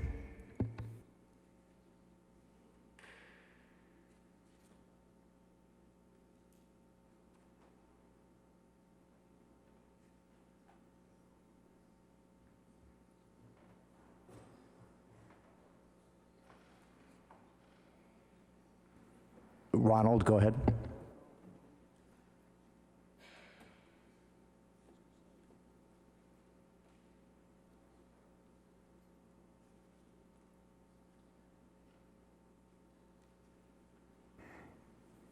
The Zoom participant, Ronald, did you want to speak either in favor or in opposition of this? Could you please unmute your microphone too? Hello, can you hear me now? Good evening, sir. Could you please state your full name and address for the record? Ronald Casigas, at 114 Lynn Street. At the corner street, actually the corner house between Coolidge and Lynn Street. Yeah, I'm in opposition for this because that street is too narrow. Actually, I'm so worried about my kids. I've got 4 kids living there. And right now, honestly, I'm afraid. I don't know what to do currently because I can't allow them anymore to go out and play on the streets because it's not safe enough for them to go out and play actually. Look here, this street is already narrow. the trucks that are usually come in maybe once or twice a week, even without the street park, without cars parked on the street, it's already not big enough for them to turn around. So what about if the cars parked on both sides of the street? Please, I know I like to, my wife likes to go to the salon and do has hair, or she usually goes for services there. But for the case of the kids and their safety, I'm in opposition for this. Thank you so much. Thank you, sir. At this time, I'd like to recognize Zoom participant Mary Ann, please. If you could, please state your full name and address for the record. Mary Ann Murray, and I work at 95 Lynn Street, which is the building right next to where the salon is. And we have a unique situation where we are probably one of the only buildings on that street that has a parking lot in the back. So we can have customers that can park at the front, but we have noticed we have 5 condos in our building, and so we have different businesses, and like a dentist or a hearing aid, and we have not had any parking issues until the Bombshell opened. And again, I support the business and a young girl, a young female, and so I do feel horrible about this, but it's just that we constantly are writing notes on the cars. We watch them get out of their car and go into the salon, and it's the workers. So I don't understand how they say they're parking over at the funeral parlor. I'm not really sure where that is, but because they're not. They're using our parking lot, even though we have a sign that reads, "Do not park here. This is just for our building." And if the workers are parking there, we can only imagine. We've seen customers go in there. We've, like I've said, left notes on their cars. And like the other person who lives on the street, you do get familiar with their cars. You know what they drive. They're not fooling anyone. And our company that we have our logos on our vehicles. So when there are issues on the street, we are one of the first businesses that other companies on the street will come up and they get mad because usually, they'll come in and say, it's only 1 hour parking. I agree with the other person who said, put in the meters, but the street already had issues with parking, and they're not adhering to the parking with the customers and their hours. And again, we're the only one on the street with a lot, and they are continuously parking in our lot. We have never had an issue within our building. We just had a condo meeting yesterday about it, and we wanted to write them we're writing her a letter saying, don't park here or we're gonna tow people. And it's not that we want to go that route. And with the winter, there's no way they're gonna walk from the funeral parlor. They didn't this past winter. So I can't imagine expanding for whatever purposes. I'm just opposed to it, and I do feel horrible because the building looks great. She's done a great job with it, but the parking, there's just no room unless there was somewhere to put another parking lot somewhere. I don't know. Sorry, that's it. Thank you. Final call. Are there any other members of the general public who would like to speak in opposition of this application at this time? Councilor Welton. Thank you, Mr. President. First off, under suspension of the rules, move to receive late communication numbers 1, 2, and 6 and refer to this hearing. So moved. On the motion, all in favor? Any opposed? It's a vote. Councilor Welton. All right, thank you. Where to start? So I'll just pull the Band-Aid off. I think no matter what I say tonight, I don't think anyone's walking out of here happy or satisfied with the comments that I'm going to make. I think, Christine, I'm glad you had the opportunity to hear from all of your neighbors. I do think they're very valid concerns. I think I live down the street, on Lynn Street, on a main street. I know that there's a lot that comes with living in a congested area, and I know that parking is a huge issue. I also understand that whether it's this business or another business, there's going to be parking issues, and that's on us as a city to figure out how best to address that. I think separate and aside from this application tonight, there are ordinances that we need to be reviewing. I agree 100%. The streets are super narrow. It doesn't allow for traffic parked on both sides of the street to come through, and especially on Coolidge with the pumping trucks to come through as well. So we're at a difficult position in terms of the parking, and that's just point one for me. I would be in favor of this application with multiple conditions placed upon it. And I view my role in this as a way to try to find a middle ground where I can help to appease the concerns, which I believe are legitimate, of the neighbors, and help a business continue to be successful. It's not an easy job. I've spent more time this week going through all the comments. I've had a chance to speak with almost each of you individually. I've had a chance to speak with Christine and her team a number of times. And there are a few conditions that I would not feel comfortable voting for this unless they were placed on there. And I'm happy to share those now with my fellow councilors and then open it up for them for further discussion. But my personal belief is that this can work if it's conditioned appropriately, but for Christine, you got to understand these are legitimate concerns.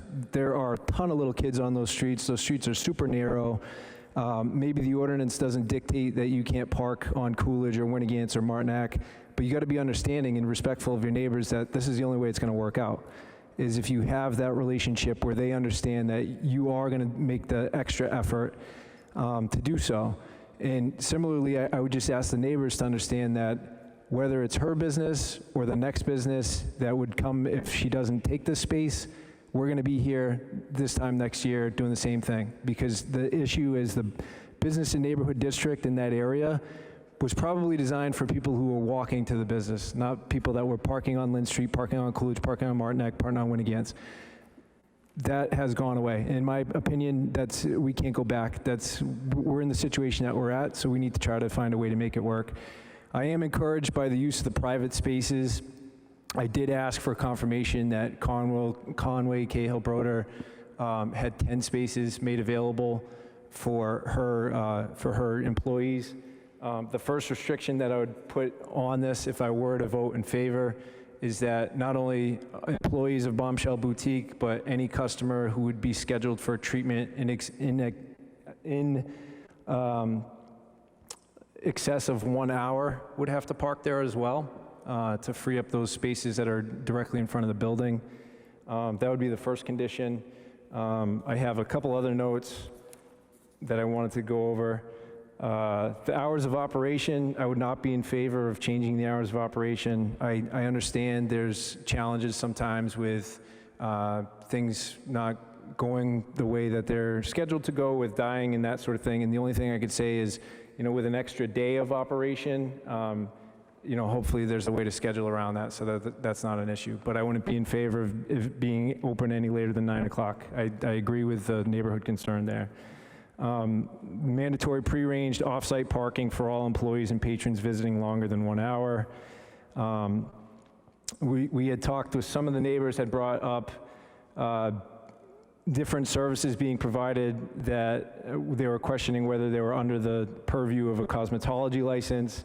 I know, Christine, that you had asked for things like massage therapy, Botox, microblading, at this point, I think you've heard tonight, there's a lot of concerns. At this point, I think the best way to move forward with that would be all services provided at the petitioner's business must be covered by an active cosmetology license, and a full and specific list of services with proof of proper licensing must be provided to the Director of Public Health upon issuance of special permit. Two other issues that were brought to my attention that weren't raised tonight, but I know that some of the residents had expressed issues, were placement of trash receptacles will need to be located on the side of the building. No trash at any time will be allowed to be stored in front of the business or in the public walkway at any time. And private trash pickup must retrieve the barrels from the side of the building. And then the last consideration was business lighting must be extinguished upon the conclusion of the operating hours each day. So again, as I prefaced, I know this probably isn't satisfactory to you because you wanted more. This probably isn't satisfactory to you all that didn't want anything, but I feel like I'm trying to do the best I can to move forward this business in a way that's the least amount of intrusion on the neighborhood. And I would mention to the petitioner that this is all of these conditions are incumbent upon you to follow, because if there's a violation of any of these conditions, we would escalate this to a show cause hearing where at that point you could lose your ability to have a special permit. So I want it to be clear that there are valid concerns from the neighbors. I also want to share my opinion that I don't think it's necessarily just the business that's causing a lot of these headaches. I think there are a lot of other issues that are there. And I would be willing to support this, again, with those conditions in place, but without those conditions in place, I would not be willing to support it. So with that, I'll open it up to my fellow councilors. Thank you. Thank you, Councilor Welton. Councilor Gould, you had raised your hand. Thank you, Mr. President. Through you to the clerk. Allison, can you tell me the current days and hours of operation on the original special permit?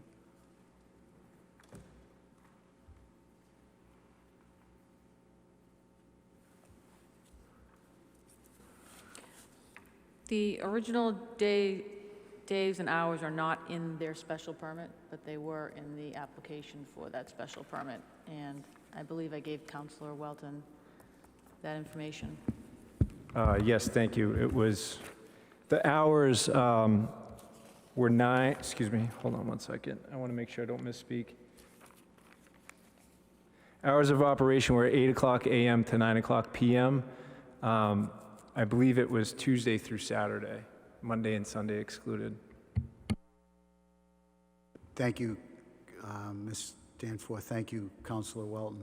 Could I ask the petitioner, Mr. President, if it's okay if I ask petitioner a question, please? Sure, absolutely. Would you please approach the podium and... How you doing? Good.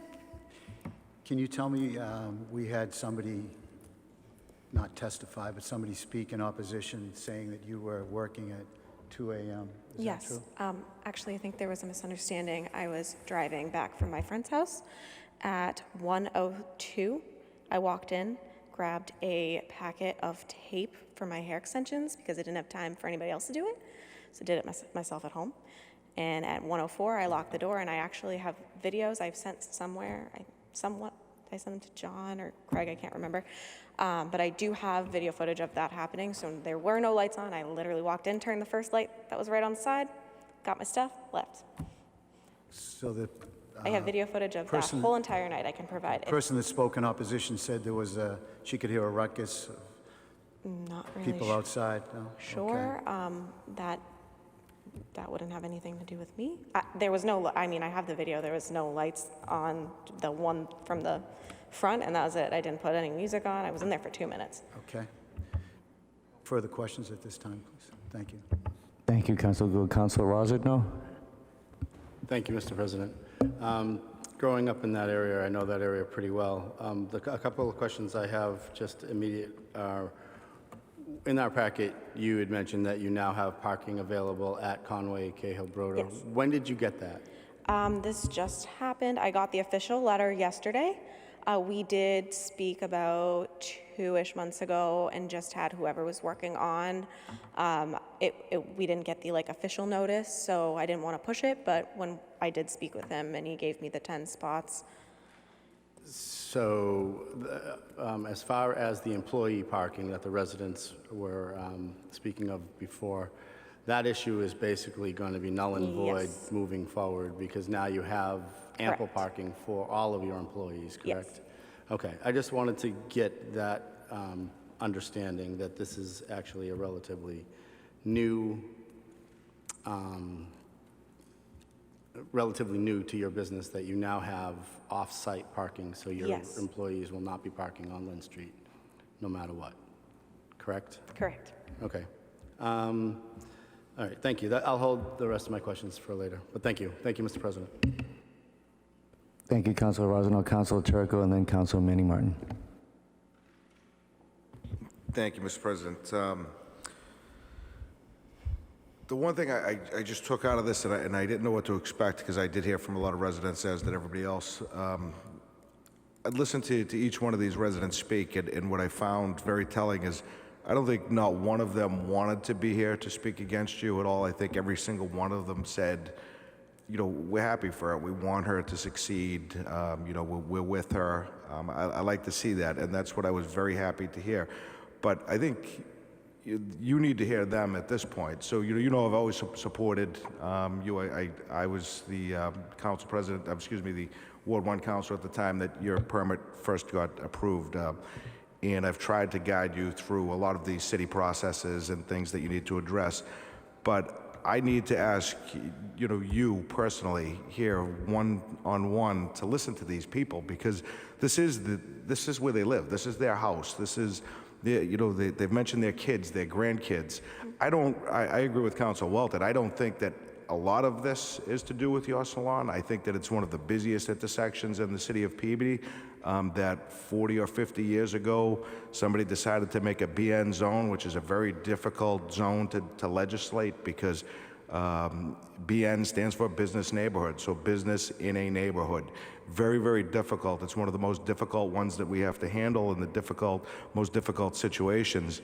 And I remember years ago when I first got on the council, Councilor Gravel had said, it's that fine line that we have to walk. The most difficult one is putting a business in a residential neighborhood and trying to get them to coexist.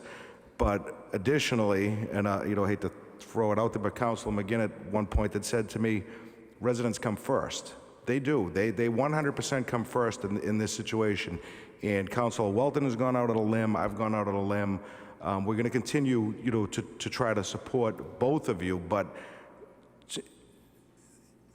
only to a certain extent can we go. And I just want you to know that I want you said you're the CEO of Bombshell Boutique, and I love the title for 24 years old. You're the CEO. You're in charge. You know, if you see your employees continually parking in front of somebody's house or not abiding by the 10 spaces over there, you need to address it. And if it means termination because you've talked to them 3 times about it, so be it. You know, to the young ladies in the audience, I don't mean to sound condescending in any way. I'll say this. None of you look old enough that you may have kids or anything. So I want you to look at these people and just understand that this is where they live. This is where they spend hundreds of thousands of dollars to buy a house. So please look at them as if it's your parents' house. You don't want, if you came home every night and some business was, you know, parked in front of your parents' house or on their grass, or you wouldn't be happy about it at all. So I just think there needs to be an understanding, and I'm so happy that you brought them all with you, and I guess that's a question I have for you. Is this all of them? Is this? Most of them. There's 1 or 2 that are still, they were stuck there doing work. So my suggestion to you, if your permit gets approved, is that you have a staff meeting with your employees. It's actually already scheduled for Monday at 9 a.m. Perfect, if you get your hours on Monday, because right now you're technically closed on Mondays. I think we're allowed to have meetings, right? I know, that was humor. okay? Please let the councilor finish his question statement. Thank My you. apologies, that was just humor. I shouldn't have went that direction. But yes, I think you need to have a staff meeting. I think I'm so happy that they were here. I know most of these people. I know their kids. Winnegans Ave has always been pretty supportive of me, so it's a very tough one. But in the same sense, I met you and your family a year and a half ago, I think. First time I met your dad down there. I was also happy to see, as a father of two, you know how much support he gives you and how much they give you. So let's all get together on the same page here, and let's sort this out. We understand the issues. I mentioned it in 2019 when we knew, Councilor Gould mentioned it, Coolidge Avenue specifically. He mentioned that was going to be an issue. We have a water treatment plant there. That's not your fault, I get it, but you need to consider it. So I'm hopeful that you remember, hey, those tractor trailers come down there twice a day. Coolidge Ave is already inconvenienced enough. I'm sure they're not happy about the multiple tractor trailers that get down their street. Winnegans Ave, they're right, it's a dead-end street. There's maybe 20 houses on Winnegans Ave. There are a ton of kids up there, and first time I ever walked Winnegans Ave, there were about 15 kids out running across the street everywhere. I know we can't limit everywhere you park. I'm just trying to get you to be considerate of, maybe mix it up a little bit. Maybe if one of your customers, talk to your customers. I'm sure you know them all very well. One of them parks on Winnegans one day, have them move over to Martineck another day. Just, help us. Of course. And I don't think that... I think this will be very successful. As far as the 2 a.m. thing, that was me that Christine sent that video to. Her father searched through all the videos. What's that doorbell? That ring footage for the doorbell, and sent it to me. And there was only one disturbance at, I believe she stayed at the time, 1:02 in the morning. And I watched. She walked in. She walked over to a desk. She walked in, turned a light switch on, walked over to a desk, took something out of the desk, turned around, shut the light switch off, and walked out. And that was the end of it. And there was nothing else in front of that building at that time. And her father was good enough to actually extend it out so that I could see further down that, through the night, there was nothing that occurred on that property. So maybe a misunderstanding. I'm not saying anybody's, being mistruthful there, but again, I'm going to support this. I'm going to support this with faith in you that some things will get better. You have made some mistakes in the past, admittedly. They can't happen. Be the CEO. They can't happen. Not here. So I would appreciate it if you. Sorry for the long-winded speech, but it means a lot to me. This is a very tough situation. Thank you. Thank you, Councilor Turco, Councilor Manning Martin, and then Councilor Mitsoulas. Thank you, Mr. Chairman. I do have a question for the petitioner.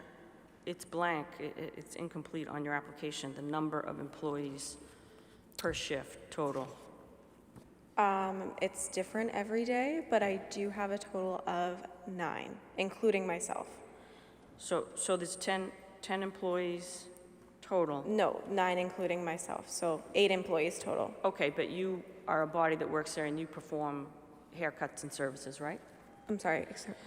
But you're there working and you perform haircuts and services, correct? Right. Yes. So I'm sorry, is it? So there's only 4 active stylists at a time, and we have 1 esthetician at a time.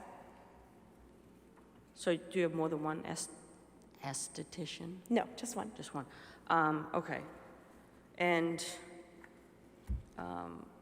it's definitely a bad situation down there, and it has evolved over the years, but evidently it's just getting worse and worse. And if we continue to make it worse, it's going to just get worse and worse. So I think that expanding the services there is only going to make a bad situation worse. And back when this first came before us in 2019, we specifically put in a condition in your permit that there would be only 4 chairs. And we did that because we were concerned about parking. We didn't want to have too many employees at a chair with a client in the chair. So we limited it specifically for that reason, because parking we knew was going to be an issue. That was what we were talking about at that meeting as well. So now parking, when there was supposed to just be 4 active hairdressers, chairs, at one time, we're now learning that there's an esthetician room. That you want to expand an esthetician room. I can't even say the word. And I don't know when that was approved to be going on there. And it seems like with all these cars that we're hearing about that are being parked on Winnegans and Coolidge, it sounds like you have a lot of things going on in that spa. You have to. Where are these people? What are they going there for? You must be providing a lot of services in there outside of what's approved on your special permit for 4 chairs only for active hairdressing. And you clearly have expanded already to provide other services that that location cannot handle, that that neighborhood cannot handle, that those streets cannot handle with parking. It is a residential, there are children everywhere, and this council knew when they approved your permit that we were taking a chance. We knew it was a busy area. We knew parking was going to be a problem, but we took a chance on you then. And now there's cars coming out of everywhere, up and down these streets, and there was supposed to be 4 chairs. So I don't know how you were able to continue to provide all these services that the council did not approve and really didn't know about. Clearly, it takes employees to provide all those services, and that's where all these cars are coming from. If you provide more services, you have more clients. That is great for your bottom line, but it is not great for that area, that neighborhood. We're only making things worse. Our decisions that we make here today and in the future and in the past create these situations. You approve this, you're only making it worse. And these are the people that are going to have to deal with it. I live in that area. I'm not in a butter. I don't live right next door. I don't live on Winnegans or Coolidge. But I do see that there's a parking issue when I drive by. And we're making the decisions that are really going to affect these folks and just make it worse. I don't know how you were able to provide all these services and not already be called in for a show cause. I don't know why we're waiting. We're going to give you another chance, and then our only recourse is to have a show cause hearing. Sounds to me as we should have had a show cause hearing some time ago. You're providing services that are not allowed in your special permit, and now you want to open up into a medical spa. Bring in a doctor and a nurse to provide Botox. It's really just doesn't belong there. And I think the services that are going on there now shouldn't be going on there now. It doesn't belong there. And it's like the wild, wild west. And I think this council can take action by slowing down. Ask this petitioner, hold her accountable to her special permit as it is now, and not expand it on an expansion that she didn't have approval for. This is, it's really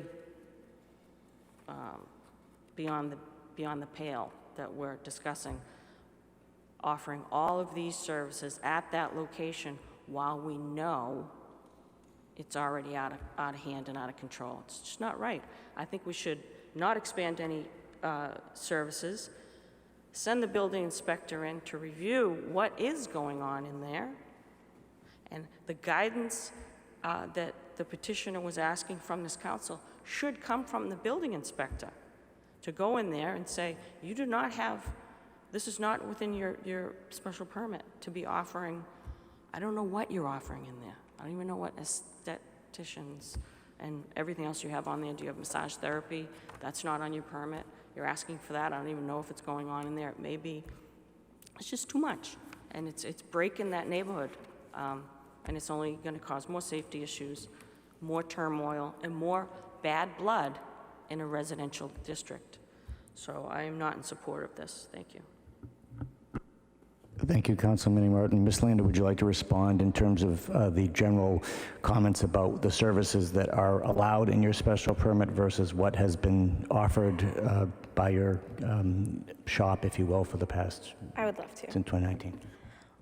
First and foremost, when I applied for a special permit, I had to provide blueprints back in 2019 that did in fact state that I wanted 6 chairs and I wanted an aesthetics room. They said that I was never gonna get 6 chairs, and I said, you know, okay, I'll take what I can get for now. So the blueprints they do show that I wanted 4 active chairs and I would like an aesthetics room. Anything that estheticians can perform, I can also perform under my cosmetologist license, because estheticians only require 500 hours and cosmetologists require 1,000 hours. So basically, if I wanted to go and do a facial in that room, I could. So maybe there was a miscommunication upon the board, but I did ask on my blueprints for an aesthetics room. Thank you. Just for my own knowledge, I have no idea what an whatever that is. I clearly look at my... An aesthetics is the study of skin. So there's someone that would perform facials, lash tinting, waxing. They would perform, eyelash extensions, if you will. There are all these little extra services you could find at just like a basic spa. However, we don't do massage therapy. Massage therapy is not allowed under my license or an aesthetics license. You have to have a specific set of hours and a specific license for that. Thank you, but if I could just to clarify, because I wanted to make sure. So you're confirming that in addition to the 4 chairs and hairdressing, you were providing additional services that were not covered in the special permit. Is that a fair statement? Well, they were under the blueprints, so they were known.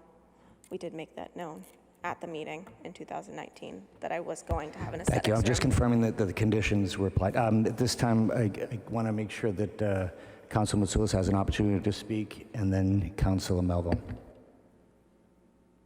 Point of clarification, Mr. President, just because I handled the permit, the room was dictated in the 2019 blueprints.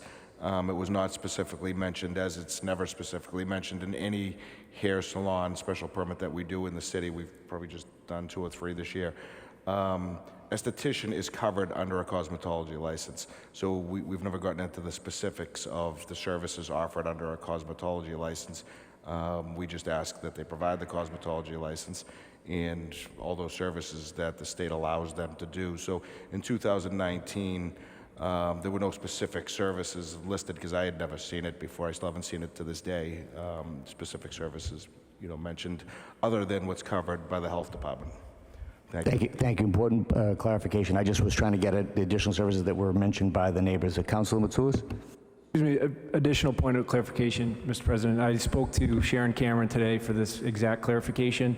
By virtue of the council in 2019 allowing for an esthetician room, we were allowing for all services under a cosmetology license to be performed within that room. So there was no additional conditions that were placed on that permit, which is why if we do move forward and this does get approved, one of the conditions that I will be placing on this is clarifying that any aesthetic rooms need to comply entirely with cosmetology license, and the additional services requested by the petitioner, I would not be in favor of including Botox, microblading, massage therapy, as those are outside of a traditional cosmetology license and could not be performed in a current aesthetic room. Thanks. Thank you, Councilor Walton, for that information. Councilor Matsoulis. Thank you, Mr. Chairman. Councilor Walton, I don't, I'm not happy with the position you're in today. That's not one I'd be comfortable with right now, but I'm comfortable with the position I'm in, and I'm going to support you, and I'll tell you why, and I'll tell you why I'm comfortable with the position. You've got to take the city, you got to look at this city. 50 years ago, there were businesses everywhere. All you had to do was open a store on the corner. You had a grocery store, you had variety stores, gas stations. They were everywhere. On every corner, there were businesses. Then zoning came in, and then we zoned the city. And all those businesses that were there were grandfathered. You know, they're non-conforming, they were grandfathered. So let me tell you, the position that puts me in and Mr. Walton. Tim is grandfathered. No one's gonna throw him out of that building. You can take his parking away and he's not gonna leave. The business is still gonna be there, okay? Now, I'm gonna tell you why I'm supporting it, because I don't wanna set a precedence. And what I mean by that, if we vote this down because of a parking issue, okay, what am I gonna do with all the businesses in my neighborhood? And I'll give you an example. They're everywhere. You got them on Walnut Street, Central Street, Tremont Street, Margin Street. No one has adequate parking up there. We could use the same issue for every one of them. And if we set the precedent, you know, all these businesses could be put out of business. They're gonna say to me, well, why did you vote for this? You know, I have a business, I'm like Tim, I have a barber shop. We have one parking space. And let me tell you, there's 5 businesses on the street. And everybody on every one of those businesses have one parking spot. And that's on Tremont Street, you know, and they all coexist, you know. And as far as traffic itself goes, let me tell you, in my neighborhood, we can barely move in my neighborhood. We have the same traffic problems that you people do, that everybody does. You know, that is the nature of this city right now. Every street is congested. The whole area is congested, and we all know that. And we can't use traffic as a reason to close a business down or not to allow it to open, you know. I just thought that I would, and you know, as far as Councilor Turco said it very well, you know, he's here to help the neighborhood. We're all here to help the neighborhood. You know, I saw Mr. Coughlin get up to speak. You know, Mr. Coughlin's mother-in-law was one of the first people that supported me 40 years ago. She lived on Mount Vernon Street. You know, we're all friends, and we all know each other, and we're all here to help each other. Tim, I remember from high school. I mean, we're all here, we're all family, you know. So basically, that's all I have to say. Thank you. Thank you, Councilman Lewis. Councilor Melville, and then Councilor Shiraz. Thank you, Mr. President. I had a couple of questions through you to the petitioner. You heard Councilor Welton's conditions. Are you agreeable to all of those conditions? The only condition that I'm concerned with is the hours past. I'm just nervous that if, God forbid, something happens and I'm there an extra half hour, I don't want to, like, I don't know how to word it. I know that there was a tattoo shop that just was awarded around the corner of the special permit, the right to finish up their last person. If I could put that in there. It's not that I want to be open later, and this isn't an instance that would happen commonly. It's very uncommon. I don't want to get in trouble or break any, or you know, make enemies. I want to do the right thing. I want to set the right role and be the bigger person, but I am nervous about that. As well as I did request Mondays to be open Mondays. I don't know if we talked about that or not. I think Councilor Walton's pretty stuck in on his conditions, and I think that's I'd leave it up, Mr. President, if you want to allow the councilor just to Thank you, Councilor Melville. Councilor Walton, did you want to comment on the hours that you may be conditioning or thinking of doing? Thank you, Mr. President. Thank you, Councilor Melville. And Christine, I understand your sentiment. I think, you know, a concession that would absolutely need to be made in order for me to support this is that those hours would in fact be as stated, which would be Monday through Saturday, 8 a.m. to 9 p.m., Sunday only by prior appointment, only to fall within regularly scheduled hours. And I understand it's difficult and there's things that come up, but with an extra day of service, you got to be able to figure it out. Maybe don't take anybody in for coloring after 6:30 or something. You know, I'm not going to tell you how to run your business, but I think that's a concession that needs to be made for the neighborhood.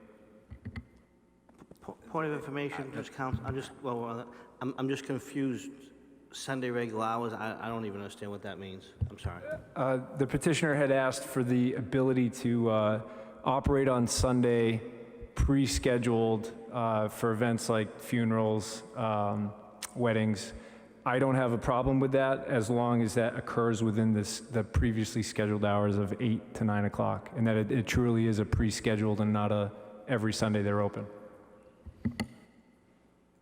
Councilman, you still have the floor. Thank you. So, I mean, my comment just on the conditions that the councilor is going to set is, those are your conditions. So figure it out, because that's going to be the conditions, if you're approved. So I had a couple of questions just about, if you're approved, how many more additional employees? So you had mentioned, Councilman Manny Martin had asked about the number of employees, and you said it's 8, including you, which comes to 9. How many additional employees and customers would you expect with this expansion over what you currently have? Hold on, let me think.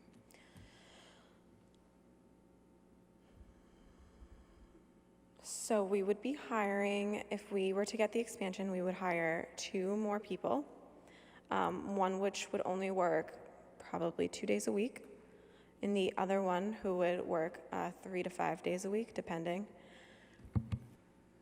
Then the chairs that I want to add aren't necessarily for, I don't want to hire any more stylists.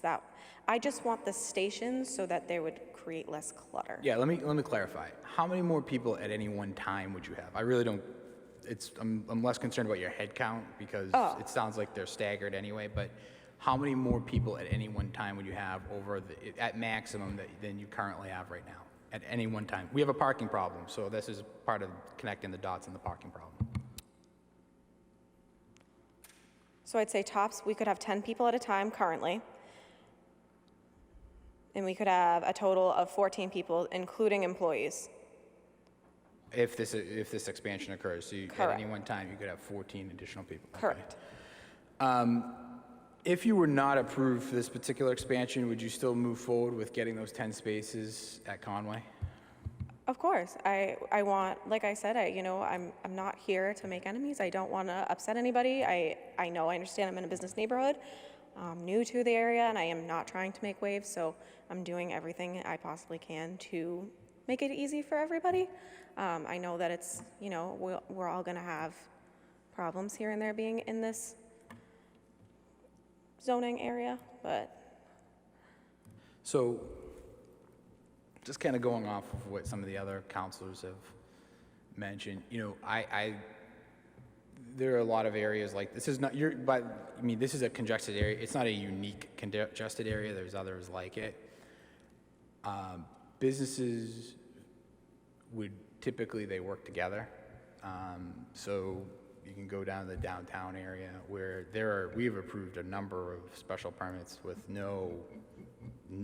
not nearly enough parking for the street, but it's based off the business type and how they're going to operate. And that's because they act as good neighbors. Clearly, there's a issue amongst your neighbors with the operations. This is obviously an issue. And I think it's a bigger issue than just your particular business. I think that the atmosphere in that area, whether it's narrower, longer off streets like the Coolidge issue on Coolidge, which I'm very familiar with on that street, and it is very narrow, or with Winnegans Ave and it being a turnaround. So that to me is something that's concerning. I also, I understand you're saying, like, I would say to somebody if they showed up and they were supposed to be there for more than an hour, that you would ask them. I don't know how that's enforceable for your staff, for you or your staff, if to say, I'm just saying realistically, if somebody was to arrive and is the first question going to be, where did you park? I'm not so sure that's typical. I think that it's really up to you. The only really enforceable thing you do have is your staff, to say to your staff, like, where did you park? I don't know how that's going to work for your customers. So I think we got to be realistic on that. You really do control your employees. You don't necessarily control your customers. Just my overall thoughts. So, and Councilor Welton, I was there today, and just want to confirm this with you. In front of that location, currently, it's 1 hour at this point, and then it's 15 minutes for across the street. Or we're going to plan on doing 15 minutes across the street through the Mr. President to Council? Through you, Mr. President, to Councilor Melville. So currently, the zoning actually dictates it's 30 minutes across the street. So heading northerly on Lynn Street, it's 30 minutes. We had discussed and we'll move forward with 15-minute zone parking directly in front of Toomey's Dry Cleaners as well. Thank you, Councilor Welton. So here's the other part that I think of. So a lot of times when these issues come up, I'm always thinking, what happens if we say no? What will occur? And with 1 hour parking in front of that location, I cannot imagine Tim renting to a business that's not going to want to take advantage to whatever that business is to be up to 1 hour of operations, or for that customer. And I'm not so sure that the parking situation will get better with another business in there. And I'm not aware, since I've been on the council, of us denying a business based off of its street parking with regards to that. So, my concern is we say no tonight, you don't expand. I know you say you're going to continue with the 10 parking spaces. I don't know why you would. It's not going to be part of your permit, but you say you'll do that. And then we get another business coming in, and as Councilor Welton had mentioned, we're talking about the same problem again, and it could be something by right that we really would be less amenable to in that neighborhood. These are things I think about because this happens. This just happens in different neighborhoods. So, I'm really 50-50 on this because it seems like you haven't been a particularly great neighbor. So, I'm willing to listen to my other councilors, and I thank you. Thank you, Councilor Melville. Councilor Charest, and then Councilor Rosagno. Thank you, Council President. A couple questions for the petitioner, and then some other questions to Councilor Welton, just so I can understand what his thoughts are. Christine, I really think, honestly, and Tim's not going to like to hear this, I think you're so successful, you're outgrowing your spot. And I think that's what really is. It's, you're a victim of your own success. And unfortunately, I know you ain't going to want to lose you as a tenant, but you may want to start thinking about further on down the line where you may need to be, because you are a victim of your own success. And listening to these people, I actually drove down Coolidge Street today to walk my dog at the end of the path, and I was amazed how close that road is together with the cars. So when they're saying that it's no room, I can't even imagine. I've never seen a truck go down, but I can't imagine a truck going down there with those cars parked on the side. So I can see that being a problem. But as you know and can tell, I don't visit a hairdresser very often, right? So my wife does, and I know that she goes, unless she's doing something else, she's there much longer than an hour. So I have to imagine less than an hour at a hairdresser's, just simple cutting and maybe dyeing or coloring, whatever they call it, and all those things, right? It's always more than an hour. So that's going to be an issue for parking out front if it's limited to an hour. Now, the spots you have are guaranteed for 10 spots at the funeral home. And that will cover on a regular day, your staff. We would have extra spots. You have extra spots because... Yeah, I mean, we only have five spots, 5 people working at a time. So there's only 5 cars, so we would have 5 additional spots at the funeral home. Okay, so there's not much of an overlap with... Correct. My other question is that when you have 4 chairs, right? But that doesn't mean you only have 4 customers, because, correct me if I'm wrong, and I could be, that you may be putting somebody in the chair to be worked on, but you're taking them out to be sitting in another chair so the die setting sets in, and you'll be bringing somebody else to that chair, correct? Correct. Now how about those chairs are the same places you wash the hair too? I'm sorry, what was that last question? Those chairs that you do the styling, is it the same chairs you wash your customers' hair? There are 2 separate chairs. So there's like a hair washing station, and that chair is connected to the sinks, and then there's the active styling stations. Yes, I guess you're correct. There is possibilities that we could double book clients. That usually isn't the case, whereas most of our work at my salon is a corrective color, so we don't have the ability to double book people, truthfully, especially since everything happened with COVID. Truthfully, we haven't, because it was against the law. We couldn't. So it's not super realistic, but I understand the question. And again, as most of my counselors spoke about, I feel for what your neighbors are saying. And I do believe you want to be good neighbors. But I think you're getting into a situation that's going to be almost impossible for what your dreams are. And, you know, I have 2 daughters, and I love those dreams that they have. And I'm guiding you as a father figure. Keep that in mind, okay? So you may have to start thinking, unfortunately, and I'm sorry to Tim that I'm saying this to his tenant, but I think that's where you're getting at. In listening to Mr. Welton's, Councilor Welton's conditions, if I just want to make sure, if I can, Mr. Welton, Councilor Welton, sorry, you are not approving the expansion of the services, am I correct?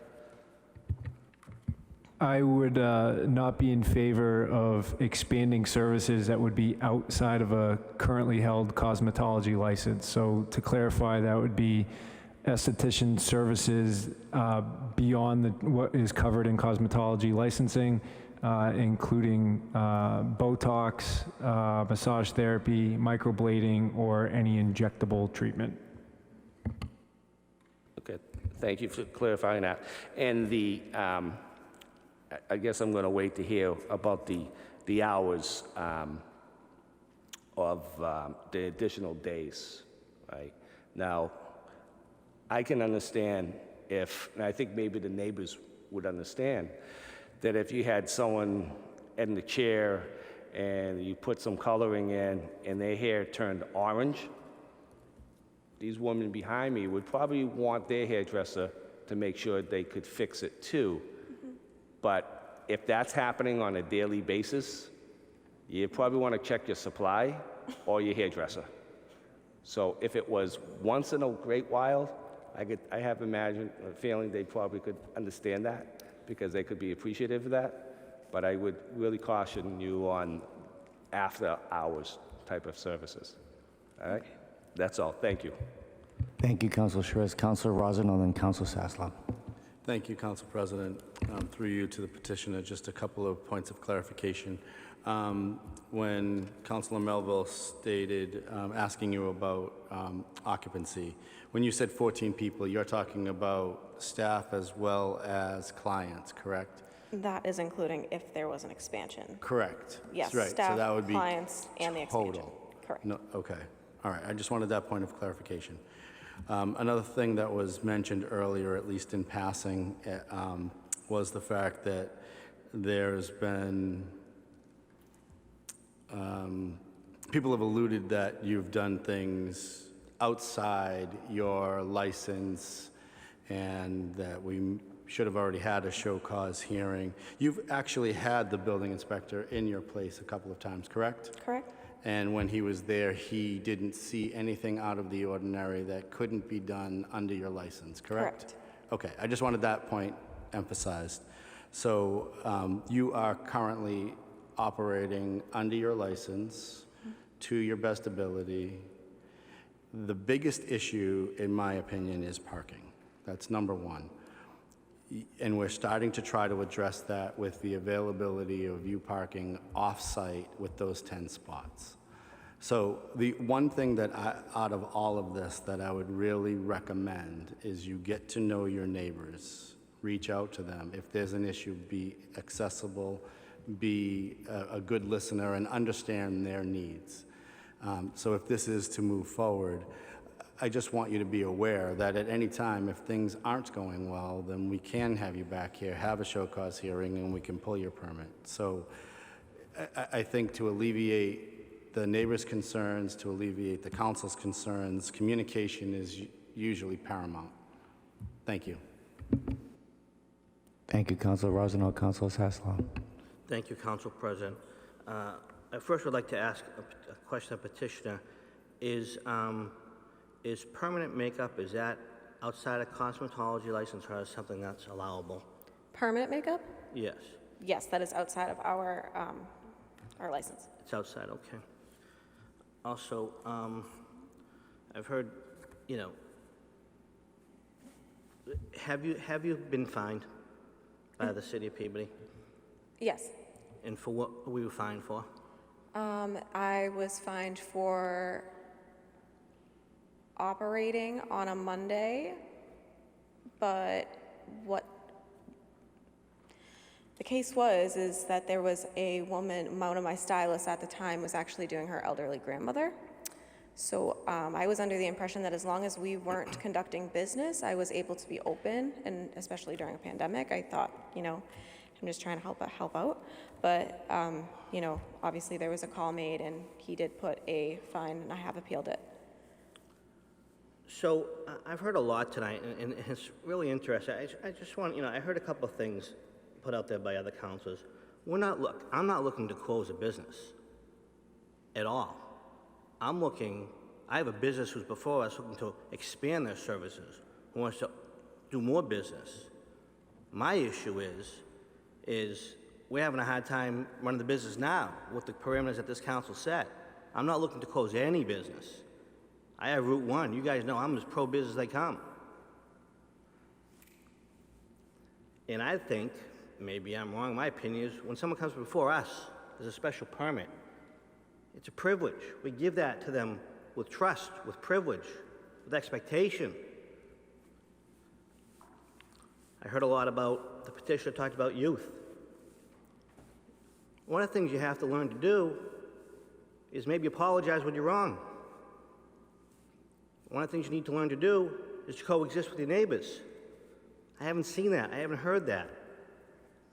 Yes, your neighbors want to support you. They want you to be successful. They want to support a female business. But I haven't heard, my concern is this, is there certainly is not, there's animosity here. This is why it's great to have a meeting in the room. There's not people shaking hands and 5-minute recess, maybe we can work things out. I don't get that vibe. Maybe and I'm a salesman. I like to think I can get a feel for the room. You've taken liberties, and all I hear is apology after apology after apology. Sometimes there's accountability, there's acceptance. And I haven't heard that tonight. And I heard neighbors, like I said, who want you to be successful. I don't know if you ever thought about maybe saying, maybe time out. Maybe I should take time out. Let me show these people, my neighbors, the councilors, that I can run a business for 6 months, no problems, and then maybe some of the people who don't support me or are concerned will come back and say, things have gotten better. So like I said, I'm not looking to close any business down. Closed means closed. I thought there was the wisdom from your neighbor, the wisdom. If you worked at the mall, at 10 o'clock, you're closed. The door's locked. That's it. I don't know. I'm sorry. My grandmother, 5 o'clock, 6 o'clock, Monday, Sunday. Closed is closed. Rules are rules. That's what gets me so passionate and angry right now, is because I want you to be successful, but to me, there's no trust. You haven't, I can't, the neighbors don't trust you. I don't live next to your business. I want to trust you, but I can't. I don't want you to go out of business. I want you to run your business as a professional the way you should and coexist with your neighbors like you should. We all have rules. We don't like them, but that's what we have. Council Welton, I'm sorry. I could not support anything on Sunday. Prearranged? What does prearranged mean? I text my barber. I go see him. I have no confidence in Sunday hours. You said it's got to be prearranged. I'm sorry, but it hasn't given me any. I have no faith that anything prearranged will be followed. I believe if there's a, as the petitioner said, things happen. There's a death. If there's a death and there's a funeral or wake on a Sunday, she wants to get in and take care of that client. That death could happen on Friday or Saturday. I don't know. I just think that, you know, I don't envy your position. I've been there before, but I'm trying to give you a little bit of my experience and where I'm coming from and why I can support it, because I think I owe that to the petitioner and I owe that to you. I'll close with a parking agreement. So we got a parking agreement that was stamped today at whatever time it was. 10:39 a.m. Well, I didn't have time to call Kevin Conway, quite frankly, nor would I. Because I think the onus is on the petitioner. And I don't even know the validity of this. I don't know if, it's none of my business if there's any financial transaction involved. That's not my business. But what happens, and Mr. Conway wakes up tomorrow and says, you know what? Went home, thought about it, can't do it. I can't support this based upon this piece of paper. I think the effort was a good effort, don't get me wrong. But I just don't think it's something between two private parties that makes me feel comfortable, once again, for the neighbors. So I won't support it. I'd like you to see you stay in business. And actually, Council Charis brought up a good point. You might be a victim of your own success. You certainly might be. And I think that's a very poignant statement. But I can't support it. You know, you have to just come back, in my opinion. And I hope my other councilors, I hope you hear what I'm saying. I really do, because I really think that, you know, we're not being business unfriendly. We're not putting someone out of business. We're just saying, hey, time out. Time out. Get together with your neighbors, coexist, figure it out, and come back in 6 months. Thank you. Thank you, Councilor Sasa. Are there any other councilors that want to speak at this time? Councilor McGinn. Thank you, Mr. President. Through to the applicant, with respect to the agreement with the funeral home, neighbor brought up a concern about what if there's a full lot there due to a wake. What was the nature of the arrangement between yourself and the funeral home if their lot is full for their own customers? I mean, truthfully, we did not speak about that, so we would probably find parking elsewhere or right in front of the funeral home. All of Lynn Street right there is all parking available. So it is outside of the lot, but it is still street parking. And then once that lot was unfull, we could go back and move our cars or... Thank you, Mr. President. Any other councilors at this time? I just want, before I kick it over to Councilor Walton, I just wanted to speak briefly. Councilors, it's been very interesting, you know, not only hearing the residents who've come down and spoken on Zoom about the quality of life issues they're facing. I'm anxious to hear what Councilor Walton is going to recommend for conditions if, in fact, he's recommending approval. I'll just make general comments, kind of dovetailing on a couple things. You're the current responsible party for the current special permit. The buck stops with you, as they say. And so you have to echo other councilors, the responsibility is for you. I'm not going to place the onus on you for all the traffic that's in that area. But there are things you can control. Your employees' parking. And Council Mel was right. When I go to a store, I don't want to walk 20 feet because I'm lazy. But the point is you can make your employees park in a lot, and that's on you. And I think that I am somewhat disappointed when issues have been raised by the residents tonight. And I have to say they've been very patient and polite given the challenges they've had. And I haven't seen, at least heard, steps that you've taken up until now when you've been applying for another additional, I guess, amenities to the special permit. You now are addressing what you think needs to get done. So, you know, you want to broaden your current operations. Now you're addressing what's been going on, what appears to be going on for quite a while. So it's a little frustrating from that. I would just end on saying that whatever Council Welton recommends, and if it is approved tonight, you have to accept it and live by that. It can't be, I didn't understand, I thought you meant this. These are the rules, and we ask everyone that comes here for a special permit. They apply, we review it, and we either approve or deny it.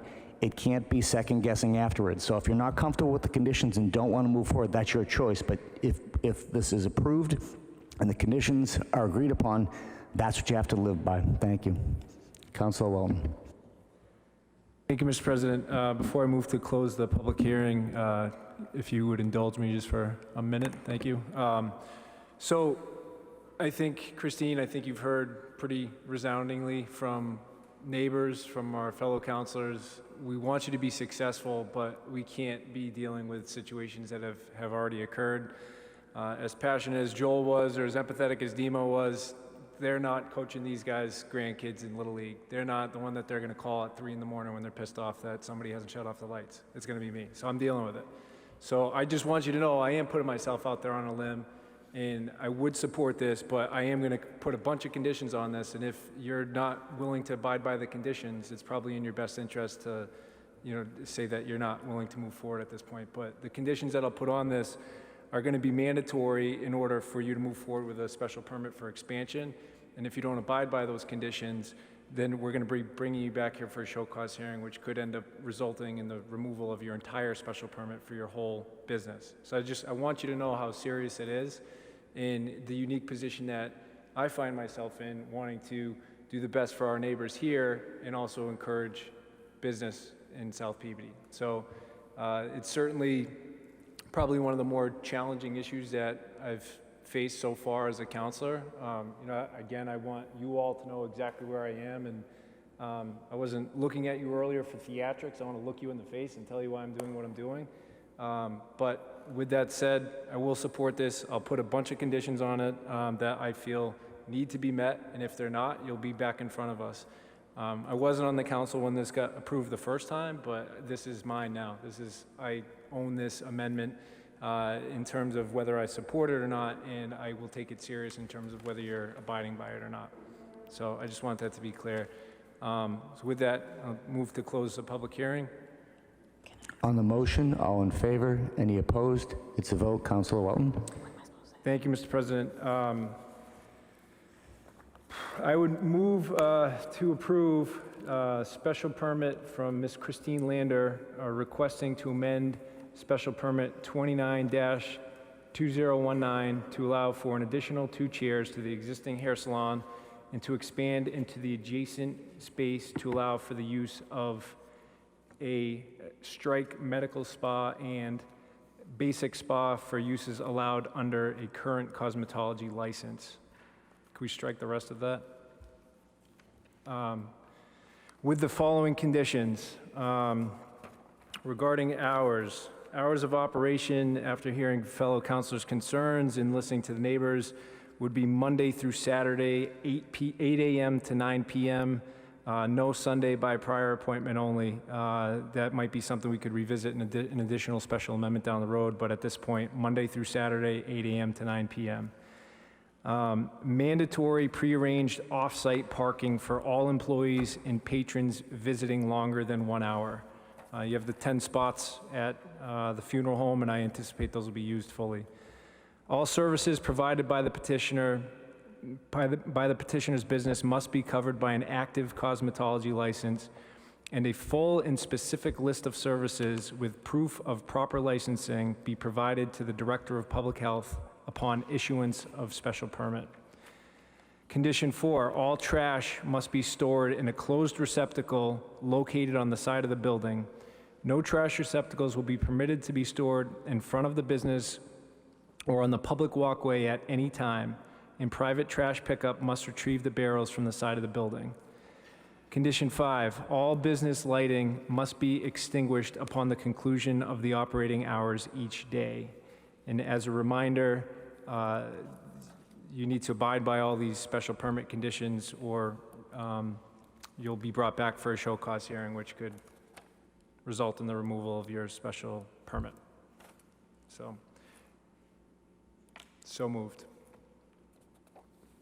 On the motion, any discussion? Councilor Charest on the motion.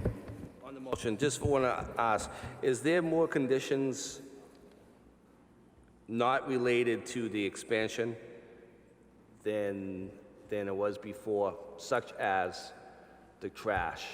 I just want to make sure the petitioner understands if that wasn't on before, it's a new, and if that is something that is she can possibly do because she doesn't physically own the building, if that's something the landlord is okay with. I just want to make sure she's Councilor aware. Welton, could you clarify? Yeah, nothing was on the special permit prior. There are 0 conditions, including hours of operation. So we're trying to clean this up a little bit now, too. So I would say that would be a condition that we'd have to find a way. It's a private trash service, so that arrangement would need to be made so that the trash was not left on the public walkway. Thank you, Councilor Welton. On the motion, Councilor Rosenau. Thank you, Mr. President. Through you to Councilor Welton. Would you be, since you've changed or had conditions placed on this applicant, should we ask the applicant, making sure that they're agreeable to those requests, to make sure that she knows that this is exactly the road she has to follow moving forward? Thank you. Yes, Councilor Welton. through you, Mr. President, to Councilor Rossignol, I think that's a great idea, and to Ms. Lander, I want to make sure that you understand and are okay with the special permit conditions placed. Ms. Lander, did you hear all the conditions and fully understand them, and can you comply with them? I did hear the conditions, but I have a question. If I were to not expand into the unit next door, and I were to still get the 6 chairs, and still have the hours, I'm just so concerned. I just don't want to hear, I'm concerned that I'm gonna be there at 9:30, cleaning up, trying to get ready to leave because I did have something happen, and I'm gonna get a phone call, and this is not something that happens commonly, but I don't want it to happen once, and then have, I'm nervous about this. This is something that happens common. It doesn't happen every day. I would just say, you got to find a way to make it work out. And if you want to expand, it's on you to figure this out. I think the neighbors here have been very receptive to giving you a long leash in terms of making sure that the first go around that you had every opportunity to succeed. I get it. I know there's a lot to coordinate. My best suggestion is work backwards. If you know that the light's going to be off at 9:15, the door's closed at 9, don't schedule anybody after 6 if it's going to be more than an hour, 2 hour, whatever. You're getting an extra day, so I think you got to figure this out, and I'm not trying to minimize the challenges that are involved in doing so. I applaud your expertise in this area. It's something that I have 0 experience in, and I understand you're running a successful business, but part of running that successful business is not only the customer service, but the community relationship that you build, and the quickest way to diminish that is going to be if next week your lights are on at 9:30 when they're supposed to be off at 9 o'clock. So please hear what all of these neighbors are saying. Again, I mean, I want you to be successful, but not at the price of the quality of life of our neighbors on especially Winnegans, Coolidge, and Martinac, and Lynn Street as well. Thank you, Councilor Welton. Point of order, the hearing has been public hearing is closed, so right now it's just councilors who may speak on the order, on the motion. So Councilor Sasslaw, did you want to speak on the motion? Yes, could you just repeat the condition regarding customer parking over an hour? I need to hear that again. I was concerned. Condition 2 proposed was mandatory prearranged off-site parking for all employees and patrons visiting longer than 1 hour.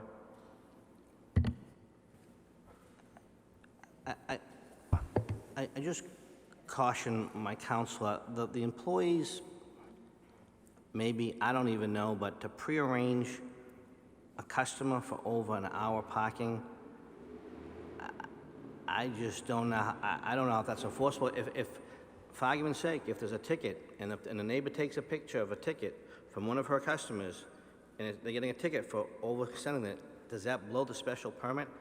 I don't know, but I don't want to really be faced with that, but it's certainly a possibility that, as Council Chair said, my wife goes to the hairdresser for way longer than an hour, but if a neighbor comes out, there's a ticket, and the ticket's for staying over that parking time, that hour, you know, does that all of a sudden, so to prearrange customers, I'm just very concerned about that for many reasons, as I just expressed.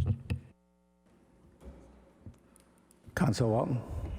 Through you, Mr. Chair, to Councilor Sasslaw, I understand your concern. I would be open to amending that condition. However, I want it to be clear, the spirit of that condition is to really have the business owner take handle of parking and the issue that is being created in the 1 hour parking zone. So I would be fine with revising condition 2 to state mandatory pre-arranged off-site parking for all employees and striking the balance.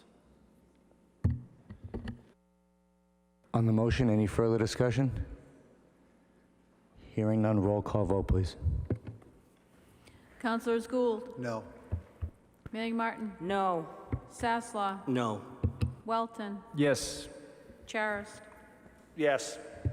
McGinn, Yes. Mitsoulas. Yes. Turco, Yes. Rozignol, Yes. Melville, Yes. O'Neill. Yes. Motion carries 8-3.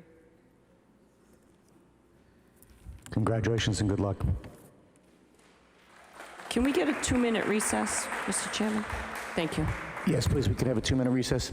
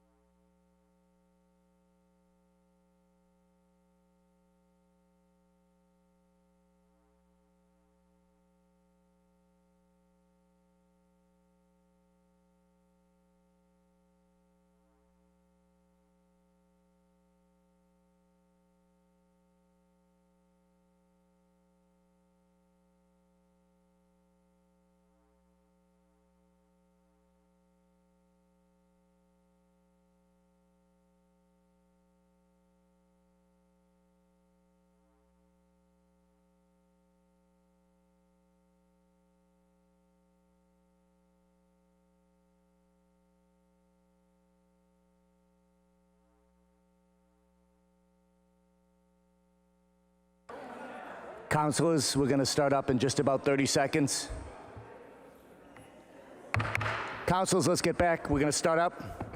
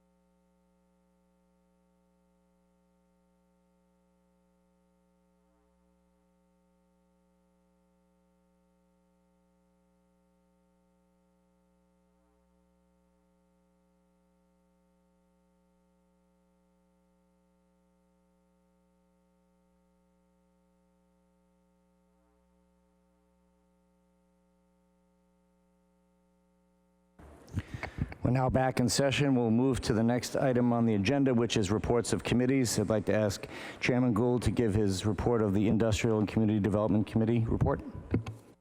Thank you, Mr. President. We met this evening, and all councilors were in attendance, besides the members of the committee. We're fortunate to have the mayor and Community Development Director Bella Vance there, and we brought it up because Councilor Manning Martin made a motion to receive under suspension of the rules, item 7A, communication from the mayor regarding Department of Housing and Community Development, Chapter 40B, subsidized housing inventory. Mayor gave us a very detailed explanation about safe harbor as it relates to potential 40B sites. Councilor Manning gave information about various project filings. The mayor went into detail about the filings, and in discussion with with Community Development Director Bella Vance. It was a very informative meeting. We also met in regards to a motion made by Councilor Manning Martin to refer to Industrial Community Development Committee a review of our zoning language with respect to outdoor dining, so that we can take a look at what areas are working well and what areas we need to tweak. There was a healthy discussion about the current situation, and we had a motion moved to request that Community Development Department review our outdoor dining language and recommend updates to the zoning and/or application process. That motion was made by Councilor Melville, and I would now bring it to the full committee for a vote, please. Thank you, Chairman Gould. You've heard on the motion. All those in favor? Any opposed? It's a vote. We adjourned after that, Mr. President. Thank you. Thank you, Chairman Gould. It was a great meeting. We'll now move to motions, orders, and resolutions. Councilor Gould. Mr. Chairman, I need, Mr. President, through you to the clerk. Allison, when we make an emergency preamble to do such as a particular sidewalk over, how does the loop get closed? This is a sidewalk that a month ago put in an emergency preamble for on Roycroft Road, and it has not been touched yet. What do we do? How do we do that? Please. Well, my practice is to send the motion unsigned to Department of Public Services, and then after the motion is signed by the mayor, I resend it, so they at least get it. Can you tell me what creating an emergency preamble does to that motion? Does it fast forward it? It's supposed to fast forward it? Or? Yes, supposed to fast forward it. Okay, so Councilor Manning Martin just said that it doesn't wait for the mayor's approval, it goes right to the department head. Well, I will send it to them in a format that just doesn't have the mayor's signature, but so that it gets to them quicker. Okay. Can I make another emergency preamble, please? If you would, Mr. President. Go ahead, Councilor Gould. To have an emergency preamble on the sidewalk in front of 2 Roycroft Road. It is in complete disarray. The sidewalk is lifted up 3 feet, and the bottom half of that is down in below the ground level. So if you would, Mr. President, thank you. On the motion, any discussion? I'm Roll sorry, call vote, Mr. please. President, I'm sorry. Oh, Council, Sorry, Mr. President. Councilor Could I Gould. make that a co-motion with Councilor Mitsoulas, please? Thank you. Yeah, Councilor, Thank you, Mr. Chairman. Tom, can I just ask you, I noticed number 4 was done, and that was an emergency preamble with you and I. Is that what you were talking about? Through you, Mr. President, to Councilor Mitsoulas. No, it's 2 Roycroft, and it has not been fixed. I saw it yesterday. So if they... Because I know you made an emergency preamble at number 4. That's Bob's house. Who am I thinking of? Bob Dunn's house. Right. Yeah. So I'd like to make it for 2 Roycroft, Mr. President. Same one I made the motion for, please. Okay. understood. On the motion, any discussion? Councilor McGinn. Thank you, Mr. President. On the motion, so we're voting on a second emergency preamble for the same address? Is that different? Mr. President, through you to Councilor McGinn, if it was 4, I don't know why they didn't see that you couldn't walk up 2, but I'm making it for 2. If that was the same address I gave, then it's a redundant one, but the situation in front of 2 Roycroft is the one I'm speaking about. Thank you. Tom, I may be wrong, but I remember when you made the preamble, made that emergency preamble, and you said number 4, and I went by, and I noticed it was Bob Dunn's house, and it was done. So I was gonna say thank you for doing that, and maybe I heard wrong, but it was done. So. Not to confuse the matter, Mr. President. On the motion, I think Councilor McGinn still has the floor. Oh, I'm sorry. Okay. Thank you, Mr. President. So it seems like there's some ambiguity on the address. If it's a unique new address, I guess the motion makes sense, and the motion is that we're voting on now is the emergency preamble itself, correct? That is correct for the number 2. President, if I may, through you, to Allison. Allison, I'm going to walk there tomorrow morning, but I'll have it to you before you type the paper, what the specific address is. I think it's 2. It could have been 4, but I know that it wasn't done, so I will let you know. Thank you, Mr. President. Sorry to make... Okay, but are you still, your motion is still for Yes. emergency? Okay, so we need a roll call vote on Yes. two. Okay, any further discussion on the motion? Roll call vote, please. Councilors Gould. Yes. Manning Martin. Yes. Sasslaw. Yes. Welton. Yes. Charis. Yes. McGinn. Yes. Mitsoulas. Yes. Rossignol. Yes. Melville. Yes. O'Neill. Yes. Councilor Gould. No further motion. Do we need to vote? Apologize on the emergency preamble. On the motion, any further discussion? Hearing none, roll call vote, please. Sorry, no roll call is necessary. On the motion, all in favor, any opposed, it's a vote. No further motion, Mr. President. That took up, 15 minutes to put one motion. Thank you. Councilor Manning Martin. Thank you, Mr. Chairman. Under suspension of the rules, move to receive item 7A, transfer of funds, cable fund expenses for $120,000. and refer to finance. So moved. You've heard the motion.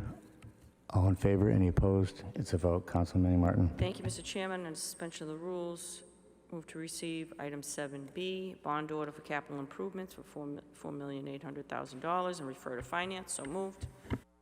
On the motion, all in favor? Any opposed? It's a vote. Councilman Martin. Thank you, Mr. Chairman. Under suspension of the rules, move to receive item 7C, transfer of funds, various transfers, and refer to finance. So moved. On the motion, all in favor? Any opposed? It's a vote. Councilman Martin. Thank you. Under suspension of the rules, motion to receive item 8D. So moved. On the motion, all in favor? Any opposed? It's a vote. Councilman Martin. Thank you. Under suspension of the rules, move to receive item 8G, communication from the building commissioner regarding ZBA weights and measures fees and refer to finance. So moved. On the motion, all in favor? Any opposed? It's a vote. Councilman Martin. No further motions, Mr. Chairman. Thank you. Thank you, Councilman Martin. Now move to Council Sasslaw. Yes, under suspension of rules, motion to receive item 9A and set up a public hearing. On the motion, all in favor? Any opposed? It's a vote. Council Sasslaw. Yes, I'd like to make a motion to instruct the Department of Public Services to erect a do not block intersection sign at the corner of Lowell Street and Proctor Circle heading west. So move. On the motion, all in favor? Any opposed? It's a vote. Council Sasslaw. I'd like to make a motion to ask the Department of Public Services to replace the berm and fill in the gaping hole in front of 34 Reed Road. So move. On the motion, all in favor? Any opposed? It's a vote. Council Sasslaw. Thank you, and because I'm the first ward councilor, I will make my shameless plug for Sunday, July 4th, down at Side 10, Lieutenant Ross Park. Very simple, 9 to 12. We start with a tricycle parade in front of the Kylie, and no one should go home hungry that day. We have world-famous Santapio's Pizza. We have soft serve ice cream. We'll be starting the food activities around 10:45, so we invite everyone to come down. Everyone's welcome. Thank you, and wish everyone else a happy 4th of July. Thank you, Council Sasslaw. Councilor Welton.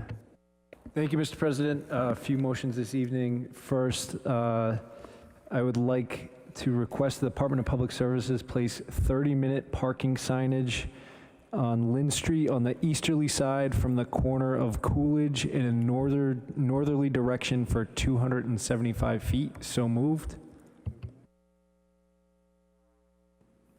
Point of clarification, Council. Is there an ordinance already there? The ordinance exists already for 30-minute parking within that designated zone. It's just not signed as such. Understood. Thank you. On the motion, I'm sorry, could you repeat the motion then? Request for Department of Public Services to place 30-minute parking signage from the corner of Coolidge Ave northerly to the 104 Lynn Street location, or 275 feet from the corner of Coolidge Street.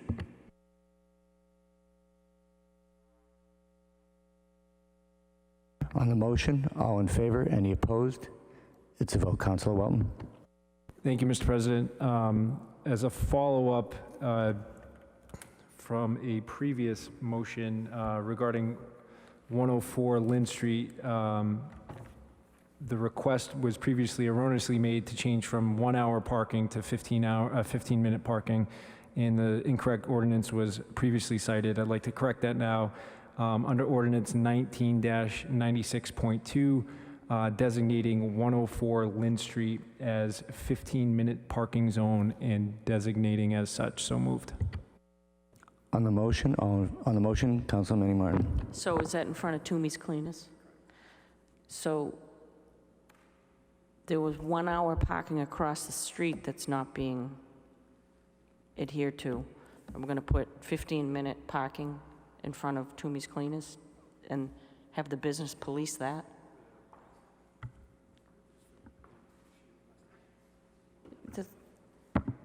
Per the request of the business owner, I'm making the motion to assign it as 15-minute parking under the correct ordinance and sign it as such, as a courtesy to the business owner of Toomey's Laundry, or Toomey's Dry Cleaners. Okay. But again, this is more enforcement issues. There should be enforcement of the 1 hour parking across the street. If it's 1 hour, it should be 1 hour. Businesses should not have to monitor it. They should not have to call the police and then annoy the police every hour on the hour because people are not turning over the parking. If we have 15-minute parking in front of Toomey's, even though they're requesting it, I think that they're taking on a headache because they're going to see that if it is not enforced, it is not up to the business owners to enforce these ordinances. And it really makes for bad blood between businesses that people aren't honoring, whether they're clients or whether they're businesses or whether they're neighbors. If they're not honoring the ordinance and the signage, if it's 1 hour, if it's 15 minutes, it just makes for really bad blood. So this is an enforcement issue. Those are just my comments. I just want to be clear with that. Thank you.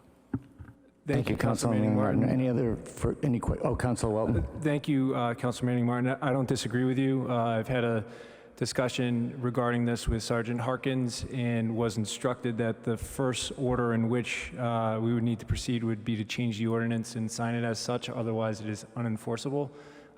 So I'm trying to work my best with him and with the business owner's request to assign the parking as such. So that's why I'll move forward with that particular motion. But I do agree with your feedback regarding enforcement. Thank you. On the motion, any further discussion? All in favor? Any opposed? It's a vote. Councilor Welton? Thank you, Mr. President. I'd also like to make a motion to request the Department of Public Services place no parking here to corner signage at the end of Coolidge, Martinac, and Winnegans, Winnegans is already signed. Coolidge and Martinac Avenues in accordance with section 19-82, no parking in a safety zone. So moved. On the motion, all in favor? Any opposed? It's a vote. Councilor Welton? No other motions this evening. Thanks. Thank you. Thank you, Councilor Welton. Councilor Shrestha? Yes, one more shameless plug from another ward councilor. After you get your fill from Santarpio's, you could please head over to Radden Park. We will be starting our bike parade at 9:45 at the corner of Blair Terrace, and we will have food and games and giveaways, including the coveted South Peabody Wear Number 1 t-shirt. So I hope that you all can join us for a great day, and happy 4th of July to everyone. Thank you, Councilor Welton. Councilor Shrestha? Thank you, Council President. Yes, under suspension of rules, I'd like to move and accept item 9B and approve with all papers in order. So move. Just, Councilor, just point of order, there are 2 block parties on that. I'm sorry, I'm not going to take Glenn. I'm going to let the ward council on that. I'm sorry, Martha Terrace and Ellsworth Road, Irving Road, Hunt Street, July 4th, 2021. That only. Councilor Shrestha, since Glen Drive is Ward 6, would you mind taking that one also, please? Sure, absolutely. And also move 5-8 Glen Drive, July 17th, 2021. So move. On the motion, all in favor? Any opposed? It's a vote. Councilor Shrestha? Thank you. Also, bear with me one moment. I'd like to ask Captain Richards to come up with language that would address the state language in modifying the use or addressing the use of modifying exhaust on vehicles. Again, I'm asking Captain Richards, and this is with speaking with him, so this is nothing new. Asking Captain Richards to come up with language that is coincide with the state language on modified exhaust systems on vehicles so it can be enforced. And if I explain to this, you've been seeing the cars going down, pop, pop, pop, pop, pop, pop, pop, pop, all over the city. I've talked to Captain Richards about this. There is language in the state. We have to adopt an ordinance in the city to enforce the language of the state of the modified exhaust systems on vehicles. So move. On the motion, all in favor? Any opposed? It's a vote. Councilor Shrestha? Thank you. I also would like to acknowledge and congratulate Sharon Cameron of being recognized by the Mass Commission of Status of Women for 2021 on her roles of dealing with COVID for the city. I mean, we all know, and it's great that we see other places in the state recognizing our Superior Health Director on her work over this past year. So I just want to recognize that accomplishment and her recognition on that. So move. Also, I would like to recognize the Peabody-owned Heather McLean, who's qualified for the Tokyo Olympics this past week. She graduated from Peabody High, and great work that she's done. And again, another great athlete coming out of Peabody. Also, I'd like to just not do a shameless plug, but because I'm not ashamed, on Friday, the 2nd of July this time, all right? July 2nd, Friday night, starting at 6 o'clock, Emerson Park. We're doing a movie night / magician. The magician will start at 7. Movie will start about 8:15, depending on the darkness of the night. We'll be asking people to bring a picnic dinner down if they choose to set up a blanket and chairs. There's going to be all the snacks you could ever wish for to watch a movie and enjoy themselves. Water will be always served. There's going to be lots of giveaways, special events going on, and more to add. So councilors, come on down Friday night, starting at 6 o'clock, the 2nd, to kick off this city's 4th of July. So move. Thank you, Councilor Schriss. Councilor McGinn. Thank you, Mr. President. Under suspension of the rules, move to receive item 8A and refer to the Committee of the Whole. So moved. On the motion, if I may, I just wanted to give a little bit of color. 8A is a late communication, 8A is a correspondence from the Secretary of State's office. It's regarding re-precincting. And it certainly is a very important topic. As we all know, the federal census is done every 10 years, and as part of that process, each town or city in Massachusetts has to reevaluate their current ward and precinct maps. And just so we know, on the package that we received, the map that was in there was an outdated map, so you will be getting a rough draft of the map. The process, there's been material that's been sent out through Allison's office to each councilor talking about the very tight time frame. We are basically under a tight time frame to look at our current map, if you will, for ward and precinct outlines. We are going to be forming a working group that's required to do the model work of the initial process of looking at the maps and the federal census data. And at one point, I'm going to ask someone if they can accept late communication number 5. But that group is going to be made up of Allison Danforth, the city clerk, as recommended by the Secretary of State's office, Tim Spanos, Will Politz, the city engineer, Don Kahn, the city solicitor, a government information analyst to look at the mapping, as well as members of the Board of Registrars. All of these individuals would be, working very hard in terms of coming up with their proposed and recommendations, which will ultimately come to the City Council for approval. And I just want to note that we are going to be scheduling a Committee of the Whole meeting to, number one, kick off a presentation from the Secretary of State. They're going to be here to talk about the process, because I want every councilor to understand what's going on and just start the discussions. Ultimately, what happens, the working group makes its recommendations, an analysis, to the City Council, and that's why what I'm going to ask is, once you all of you receive the new map, I'd like you to take a look at that, just your initial thoughts, questions, anything.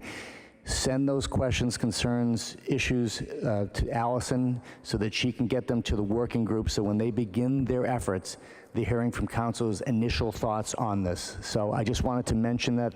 There's a whole lot to it. You've received a lot of material by email, but I just wanted to give broad strokes. So on the motion, any further, I know I threw a lot at you folks, but at a late time, but any discussion?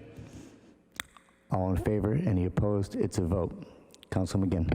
Thank you, Mr. President. On suspension of the rules, move to receive late communication 5. So moved. Thank you, Council McGinn. On the motion, all in favor? Any opposed? It's a vote. Council McGinn. Thank you, Mr. President. No further motions, but a reminder, as with the other ward councilors, Sunday, July 4th, we'll be coming together at 9:30 at the Wells School.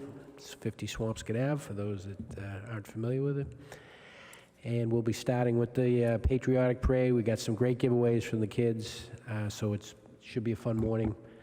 And thank you, Mr. President. Thank you, Council McGinn. Council Matsoulis. Thank you, Mr. Chairman. I have no motions, but I also would like to announce to our 3 constituents that on Sunday, the 4th of July, we will have our 4th of July celebration. And at the event, we will have our usual egg toss contest, basketball shooting contest, the Horribles Parade. We'll be serving popcorn, hot dogs, drinks, and we will be doing road races also. And we will top it off with ice cream from Treadwell's, which we always look forward to. And we will be celebrating at 9 o'clock till 12. Thank you. Thank you, Mr. Chairman. Thank you, Council Matsoulis. Council Turco. Thank you, Mr. President. First, I just want to let you all know that I stepped out twice for a long period of time because I'm having a sciatic issue right now that my back is a little out of whack, so I apologize for stepping out for a while. I have a motion to refer to the Public Services Subcommittee and schedule that meeting to have Bob Labossiere come before that committee and discuss with the council his intentions with sidewalk repairs over the upcoming summer, and present this council with the outstanding list of sidewalks. I know that was done probably about 5 or 6 years ago. I haven't seen an updated list since then, but I would like to, I think the mayor added an extra $100,000. I think there's now $250,000 in the sidewalk budget, if my numbers are correct, and I'd like to see how this is going to get done throughout the city, and I know it's very important to the ward councils. So I'd like to schedule that ASAP. And Allison, I only need a half hour for that. I don't think it'd be much longer than a half. So moved. On the motion, all in favor? Any opposed? Council Turco. It is a vote. Council Turco. Thank you, Mr. President. Under suspension of the rules, move to receive item 8B and refer to Legal Affairs Subcommittee. On the motion, Council Turco, would you be agreeable to amending, also getting community development's input into that? Thank you. Yeah, I was actually thinking about the city solicitor and community development. I was going to leave that to Council Melville as chair of legal affairs as to who he wanted to have there and what opinions he wanted. But yes, the motion will include the city solicitor and community development. Thank you. On the motion, all in favor? Any opposed? It's a vote. Council Turco. Thank you, Mr. President. Under suspension of the rules, move to receive item 9E and refer to the Legal Affairs Subcommittee. And on that one, I believe the DPW director should have some input into that, as well as the city solicitor and community development. On the motion, all in favor? On the motion, Councilor Welton. I think it's 8E, Councilor Turco, is that correct? Oh, what, did I not say 8E? My apologies. 8E, my apologies. On the motion, all in favor? Any opposed? It's a vote. Councilor Turco. No further motions, Mr. President. Thank you, Councilor Turco. Councilor Rosano. Thank you, Mr. President. I have no motions, orders, or resolutions, but I just wanted to let everybody know that the Peabody High softball team is now 17-0. They actually won tonight 6-0 in the semifinals, so they will be playing home in the North Division Finals this Saturday at 1 o'clock at Kiley Field.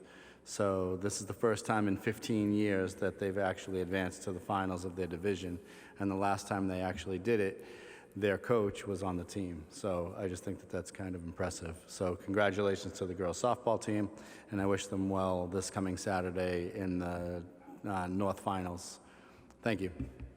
No further information. Thank you, Councilor Rosendahl. Thank you for recognizing them. Councilor Melville. Thank you, Mr. President. Just a point of information is, what is the schedule? What's our schedule for the summer? Are we doing? Was it July 8th? Yeah, that's the next meeting. I was just going to ask Clerk Danforth to comment on schedule. So, Allison.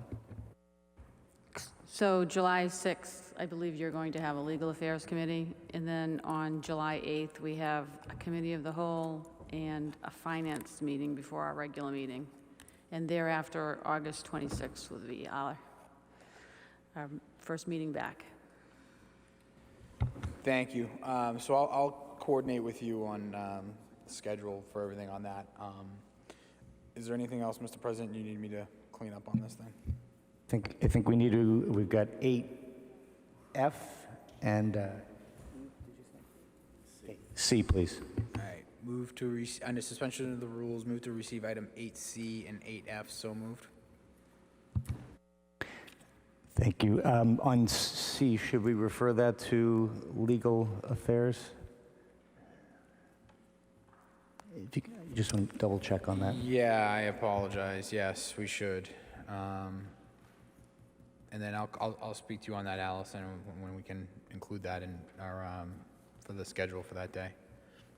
On the motion to refer to the item 8C to Legal Affairs, on the motion, all in favor? Any opposed? It's a vote. Council Melville? No other motion, no further motions this evening. Thank you. I have no motions, orders, or resolutions, but I do certainly, like everyone else, want to mention July 4th up at Symphony Park, starting at 9 o'clock, the traditional fun cookout, all kinds of good stuff. For those that are actually still up watching or may watch us later on, the city clerks has posted all the information regarding each ward's events for July 4th and also Council Charest's movie night. At this time, I'll now entertain a motion to adjourn. All in favor? Any opposed? It's a vote. This meeting is now adjourned.